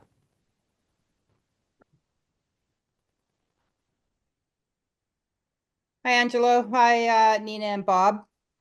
I Hello. just wanted to say, Nina, I totally related to what you were saying about going out with the birds and the flowers. For me, it's clouds. I can sit outside and stare at the clouds and just watch them interface and move and shift. And there's almost like a jealousy of the lack of resistance. They just are what they are. Anyways, um, so my question is about energy. And it's kind of new and it's kind of old, and I had this, I don't even know if it was a dream or if it was something from a past life experience. But it was really, really powerful. And I was in combat with this force that was so powerful. And I was I was basically saying, like James in The Circling, you shall not pass. I felt like I was almost, something was trying to restrain me. I don't, I, it's, and it wasn't a dream, but I don't know what it was, but it was so intense. And I have a friend that's on the same path with me, and she mentioned that sometimes when I'm talking, that it can come across as aggressive. I think was the word she used, even though I don't feel like I'm being aggressive. I feel like I'm being authentic, but sometimes it can come across that way. And my kids have said things to me, before, like, "Oh, well, we were afraid to speak up." And it's like, well, I'd be like gobsmacked, like, well, why are you afraid? Why are you afraid to, like, what is it within me? And I can feel this power, and it's in some ways it's good, like when we were doing circling, I stood in as I think 4 or 5 people's moms, and Chad and Sam and whoever else, and I mean, I can just step into that role like no problem. I can go as deep with someone as they need me to go. I can also on the softer side, but then there's this other part where it's coming across as, so I guess what I'm trying to understand is, what is this energy? Like, what is it? Is it something good? Is it something bad? Is it like, how do I need to look at, like, I just don't even know what to do with it, but I feel it really, really profoundly inside. Yeah. Mm. Nina and Bob, you got anything? Nina's the powerful woman. My students used to call me Dragon Lady, and I used to breathe fire. Yeah. And and I didn't know they called me Dragon Lady, but I felt like I was breathing fire. Mhm. And it's not as much now. Now I feel it more as this love wave. It's interesting. It's kind of morphed, so it's not so much fire and dragon anymore, but it has something I don't know. I can only speak for me. For me, it has something to do with the intensity, and kind of, I don't know, the love of life, this connection into the energy of the planet, the energy of being human. I I don't think it's bad personally, but But I would I would say that not everybody's used to being around it. Go ahead. I would say Yeah. we're the way we're wired, and that has to express. I agree, Nina, in what you said. It's like I feel like I feel so connected to everything, and I'm feeling everything, and but it's coming out to other people as not not always, but not I don't know, like aggressive, or but it's not how I feel, but it's how it's being perceived that way. And so yeah. Well, And I I've think been that called the dragon lady too. My kids will say, my kids will say, "Oh, if you're going to buy a car, go get mom, or unleash the dragon or something." I can relate to that fully. in my older age, I would say I think it's more about them than it is about me. Mm, But I also think that the more that you come to own that in yourself, the more it softens. yeah. Because it had an intent. It's kind of like a fire, and fire has an intensity and then it kind of calms down. It's still burning. And that flame is always going to be with you, Mhm, always. It's already there. It's always been with you. And I mhm. just think that when you take a deep breath and you just exhale, you'll be fine. So And it's not then like it's a result of past trauma that's created it, because I feel like I've always had that powerful energy, but as I've been on this path, I guess I need clarify that it's not like some trauma that's come up that I'm avoiding, or I don't know. Yeah. I It's can't I can't answer that. Maybe Angelo has a better answer for that, yeah, but my sense is it's part of who you are. And that doesn't mean that you can't modulate it. yes. But I also am going to say to you, and again, I'm just coming from my own place, I'm kind of done with changing who I am for other people. Hmm.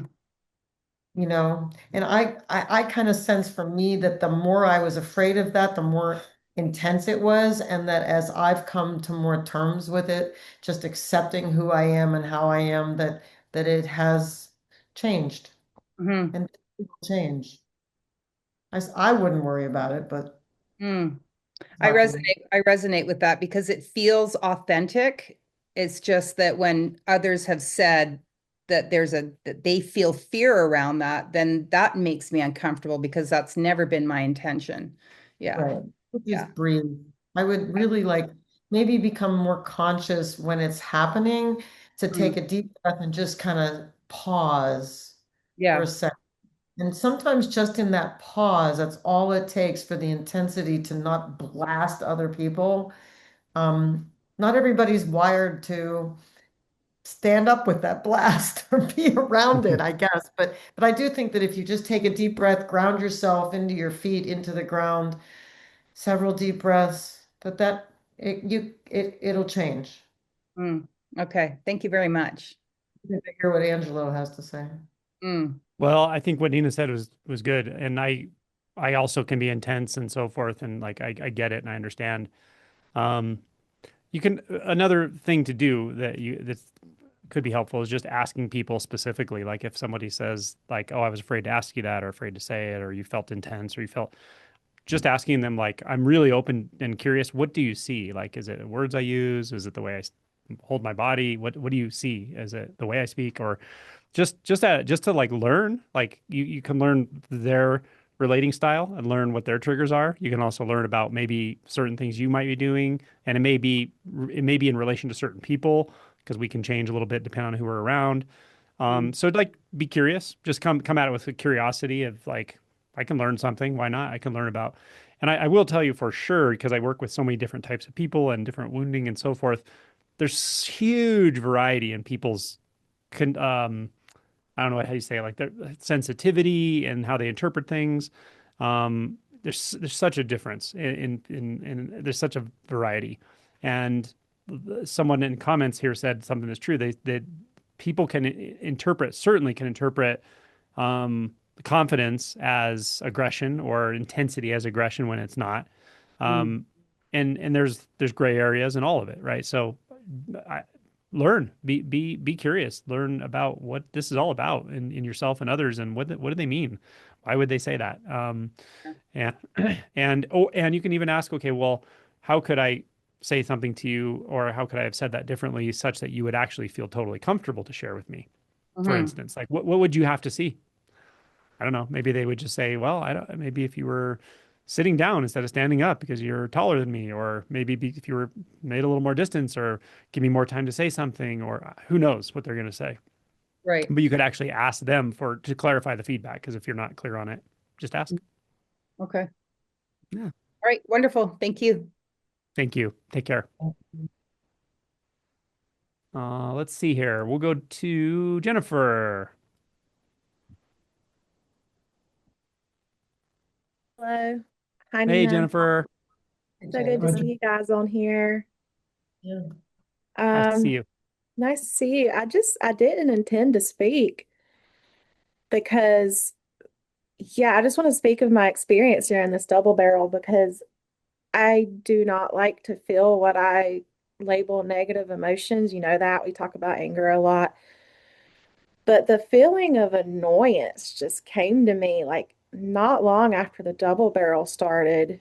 And it's really interesting because I didn't make a conscious decision to feel it or to try to avoid it. I was just sitting here chilling with it. And then I had to lie down. I had to turn the camera off, and I was like, well, I'm done.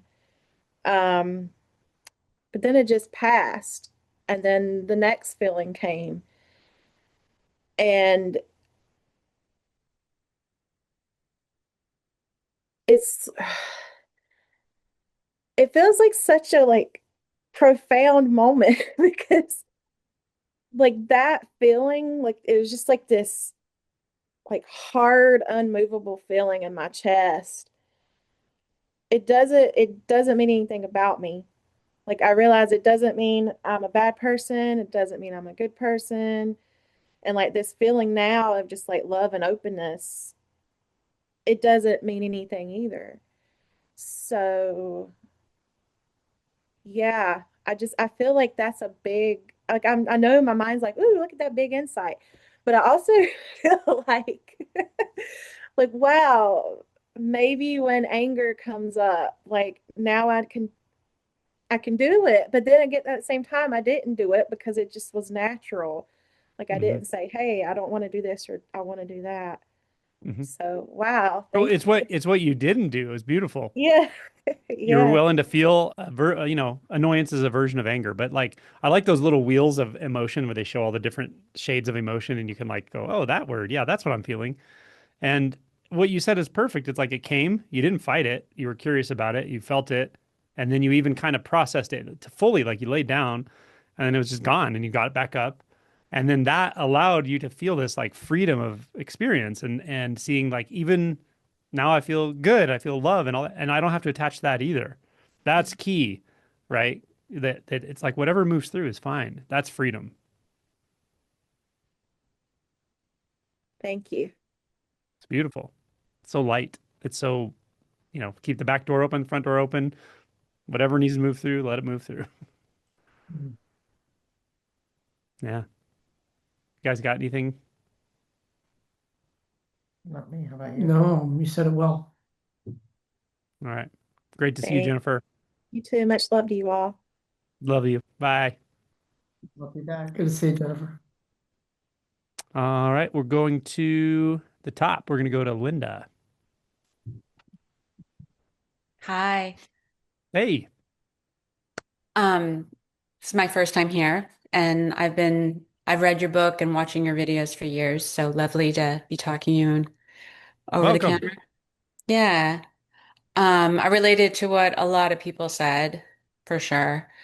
Um, I feel like I don't feel like I've had a first awakening, but I do feel like I've had experiences and insights, and I can really see that like there is no self and it doesn't make sense that there's a self.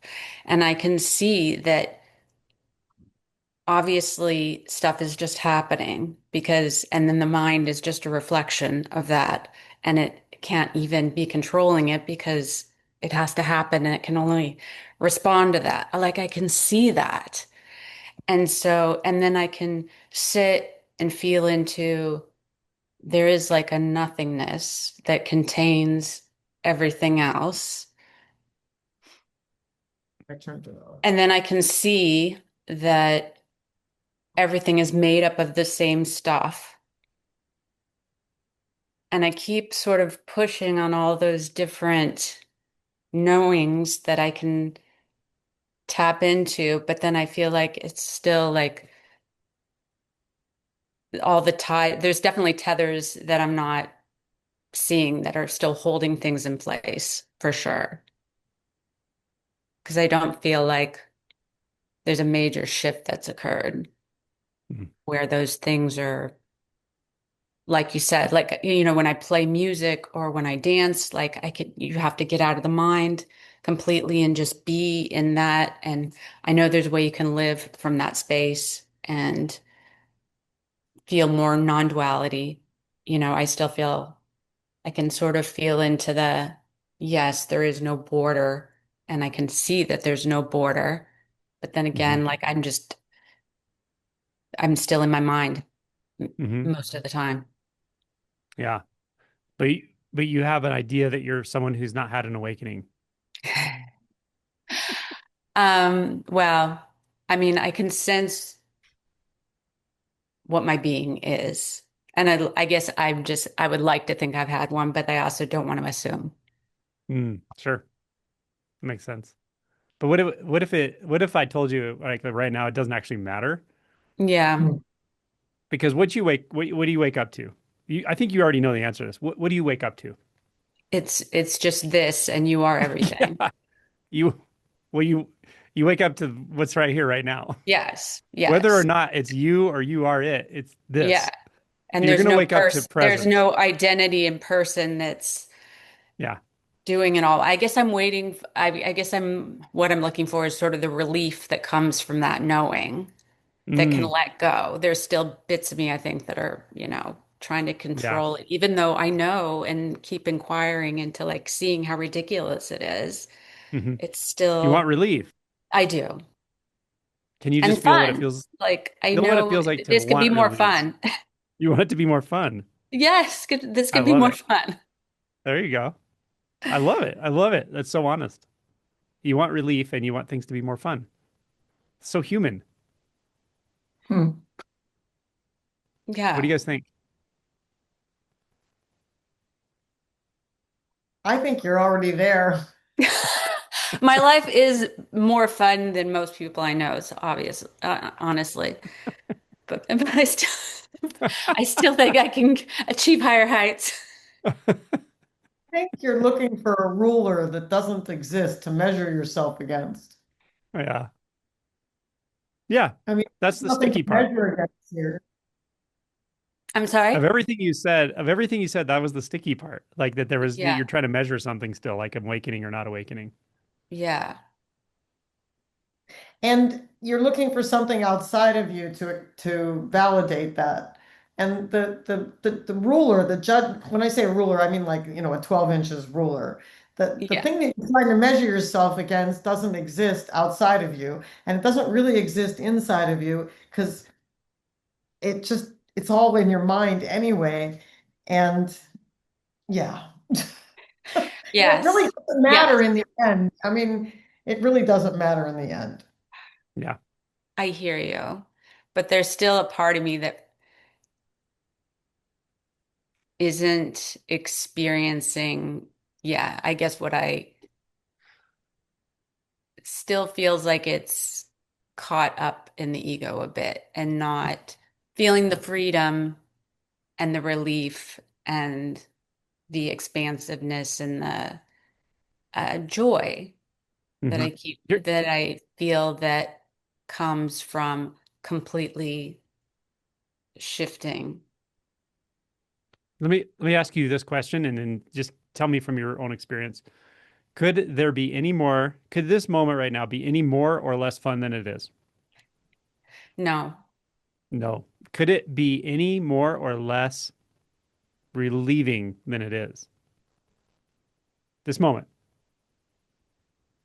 Could there be any more relief right here or less relief than there is? Right. I mean, it's a thought that comes in that tells me it could be different. I And I know. guess that's where I felt like I sit in that space a lot and that, I don't know, those thoughts just still keep coming. Thoughts can keep coming. Yeah. I have You a can keep no. you can keep testing them like that though. You can just do what I just did. Just do that exact inquiry. But getting to that honesty is important. The honesty is and you're being honest and simple about it. You're like, I want to have more fun and I want there to be more freedom and I want there to be more relief. That's fine. That's great. See that, don't I'm glad you're not like non-dualing it and just being like, oh, there's no one here to want anything. You're seeing what it is that you're interpreting as what should happen. Yeah. And And then then I also use know, like, yeah. I know that those are just thoughts. That's it. And knowing their thoughts is one thing, but really testing and going, just what I just did, could this moment really be any more or less of a relief than it is? Like you have the clarity to see this because based on I everything you said feel at this it. in the question stem, I know. I So feel that's why it. I'm saying this where you are now is here. And it's just like really testing those beliefs if that's what's catching you over and over, really going, could this moment actually be any more or less of a relief than it is? Like, definitely not. Of course not. Could it be more, you know? And the only thing that's going to take away from you is take away the fun of dissociating into thoughts, believing something later, which you already know doesn't exist. Yeah. But when you take away that fun, other kind of fun can materialize here. Yeah. And But I've it's been catching myself. I yeah. definitely have had habits that I'm been working on about like even, I get home, I'm walking from the car into my place. I'm already thinking about, okay, I'm gonna go to the bathroom and then I'm gonna get this out of the refrigerator and I'm not even like just walking from the car. Like Mhm. just walk from the car Yeah. and Yeah. see what happens. You don't even know what's gonna happen. And I There you can go. see that we don't, it's impossible to know what's gonna happen moment to moment, but Yeah. still trying to control it, It's a little bit of time, a little bit of I think what's fixating you a little bit is time. The little bit of illusion of time. You're getting stuck in like, oh, something could happen later. Oh, I don't know if that thing happened before called awakening. And then later, hopefully this thing happens called freedom. And, when I get in Yeah. the door, maybe I'm going to go to the bathroom. Like, it's just a little bit of time stuff, time thoughts. Just keep testing it, going like, is there anything that can happen right now other than what's happening? Has there ever been? Never, never, never, never, never, never. Just keep testing, testing, testing, and just like dropping yourself in and feeling, feeling, feeling. Feel your feet on the sidewalk as you're walking from the car to the door, 1 foot. Feel your toes in your shoes. Feel the breath moving over your tongue, moving through your nose. Notice the sky. Like just keep paying attention to what's really happening now. And when your mind drags you away, just go, wait a minute. All those dreams are of something that is not right now. It could never be other than it is. Because you're clear on that. Yeah. I think that's it. Is just dial in a little more that way. Thank you. I appreciate that. You're welcome. Nice meeting you. Nice meeting you. All right. Let's go on up to Claire.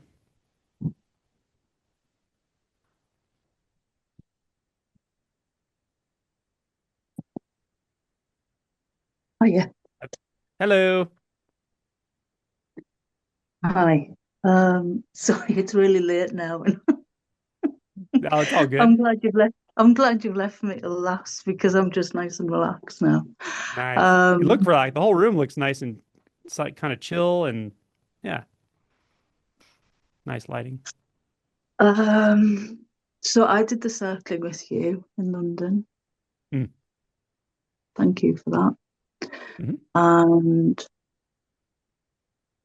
what I would like to say about that is that for anyone listening who is stuck in the small self or the me or whatever we want to call it, the person, which I was for many, many years, even though I was on this path. doing that circling and going back to me, Claire, who in real life had this happen with another person, which I think because I've been on the path so long, I kind of convinced myself that that didn't really happen. There wasn't another person. It all just got muddy. And because of that, it all got clogged up. And I see now, 2 weeks, I think you were a couple of weeks ago, we were there. Mm-hmm. And the clearness now, the clear, I can't really explain, just it's like there was a clog, there was a clot, and it's just been dispersed.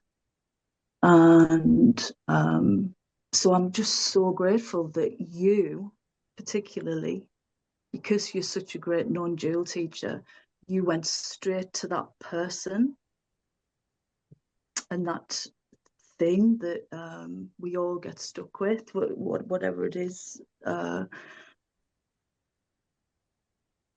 Yeah, and you just made it okay for me to be that person that thing happened to.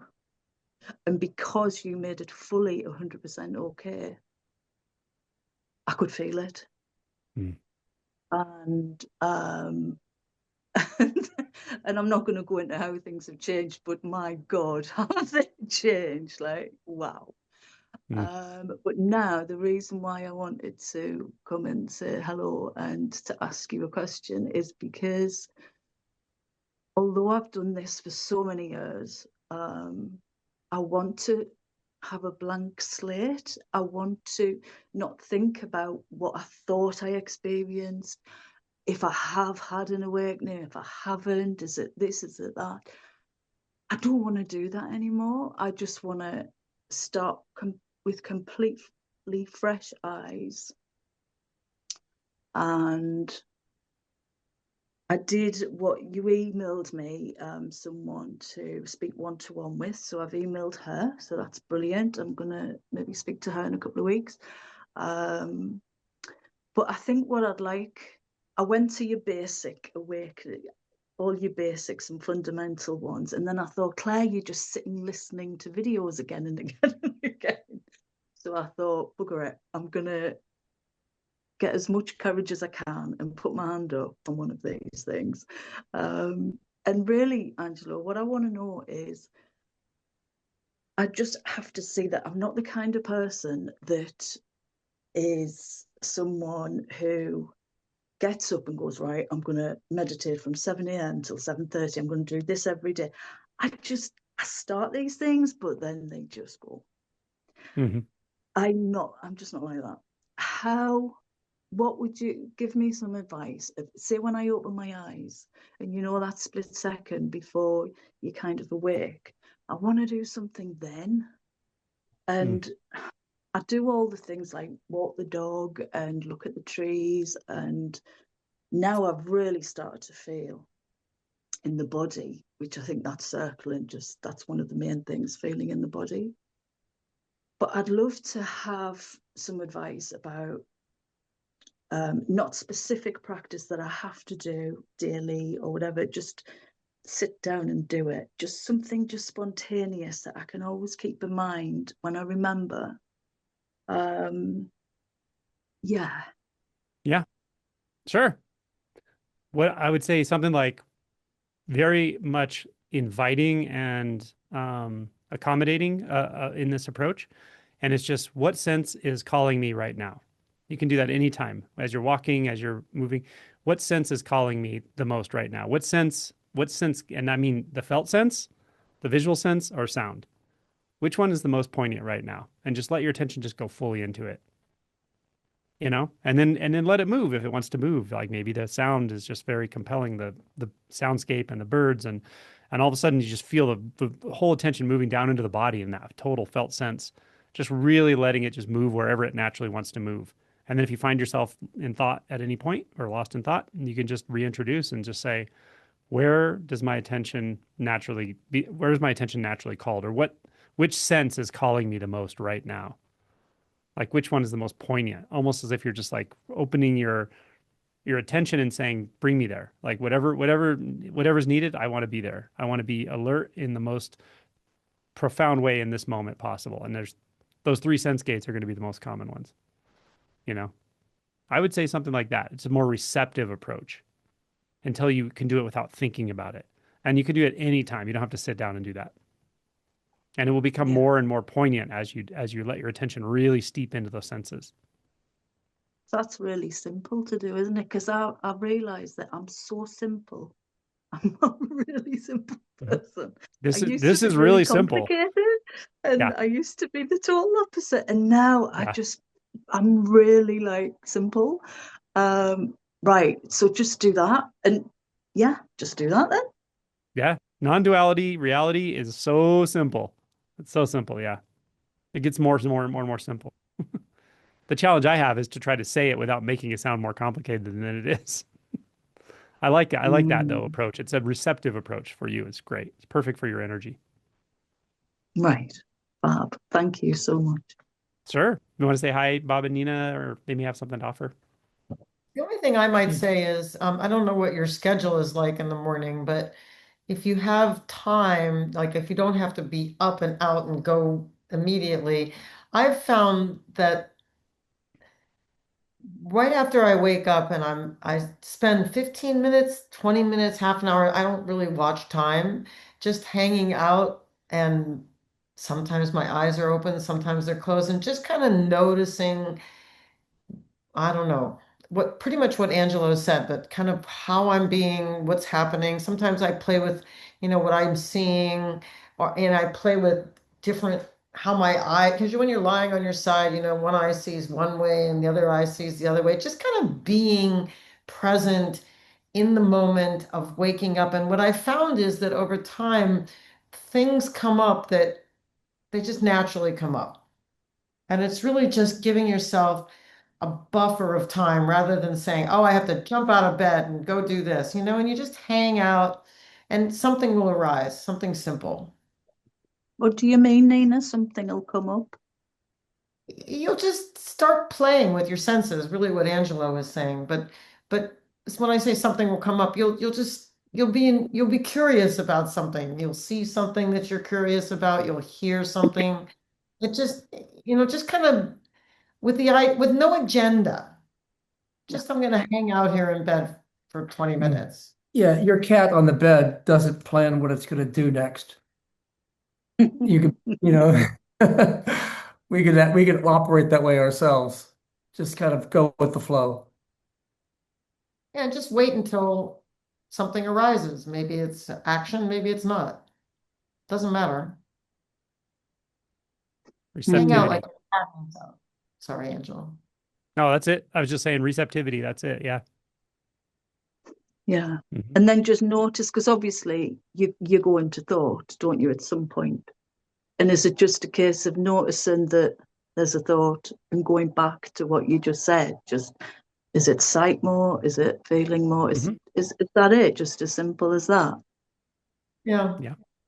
So I don't have to sit and do loads of fetters, and I don't have to sit and sort of read all these books. No. It's simple. Right. Brilliant. Thank you. Thank you so You're much. welcome. Yeah, and if there's a playlist, if you find yourself wanting to watch videos, watch the non-duality playlist, because that's just full of me pointing in these very specific ways to sensations. That's all I'm doing in most of those videos, or in a lot of them. I'm pointing to sound, and it's just they're like almost like meditations. So, but they're all about that receptivity. If you want to watch something, if you don't, that's great too. But well, I find myself just for years and years and years and years, I just watch video. I don't watch telly. I don't really listen to radio. I just watch these videos all of the time. It's not something that I force myself to do. It's just my life. This is just my life. So non-duality, right? I'll get off the basic yeah, that one. playlist. Well, that playlist has just a lot of like they're all sensory explorations essentially. Yeah. Right. Yeah. All right, love. Thank you. Thank you. All right, everybody. Very much appreciate you. And Bob and Nina, you guys were fabulous. Thank you so much. I really appreciate you. We enjoyed being here. Thank you. I enjoyed everybody who was here. I just really felt it. Yeah. Thank you. Yeah. Thank you, everyone. Appreciate you all. See you next month. Okay. Bye. Bye-bye. Bye.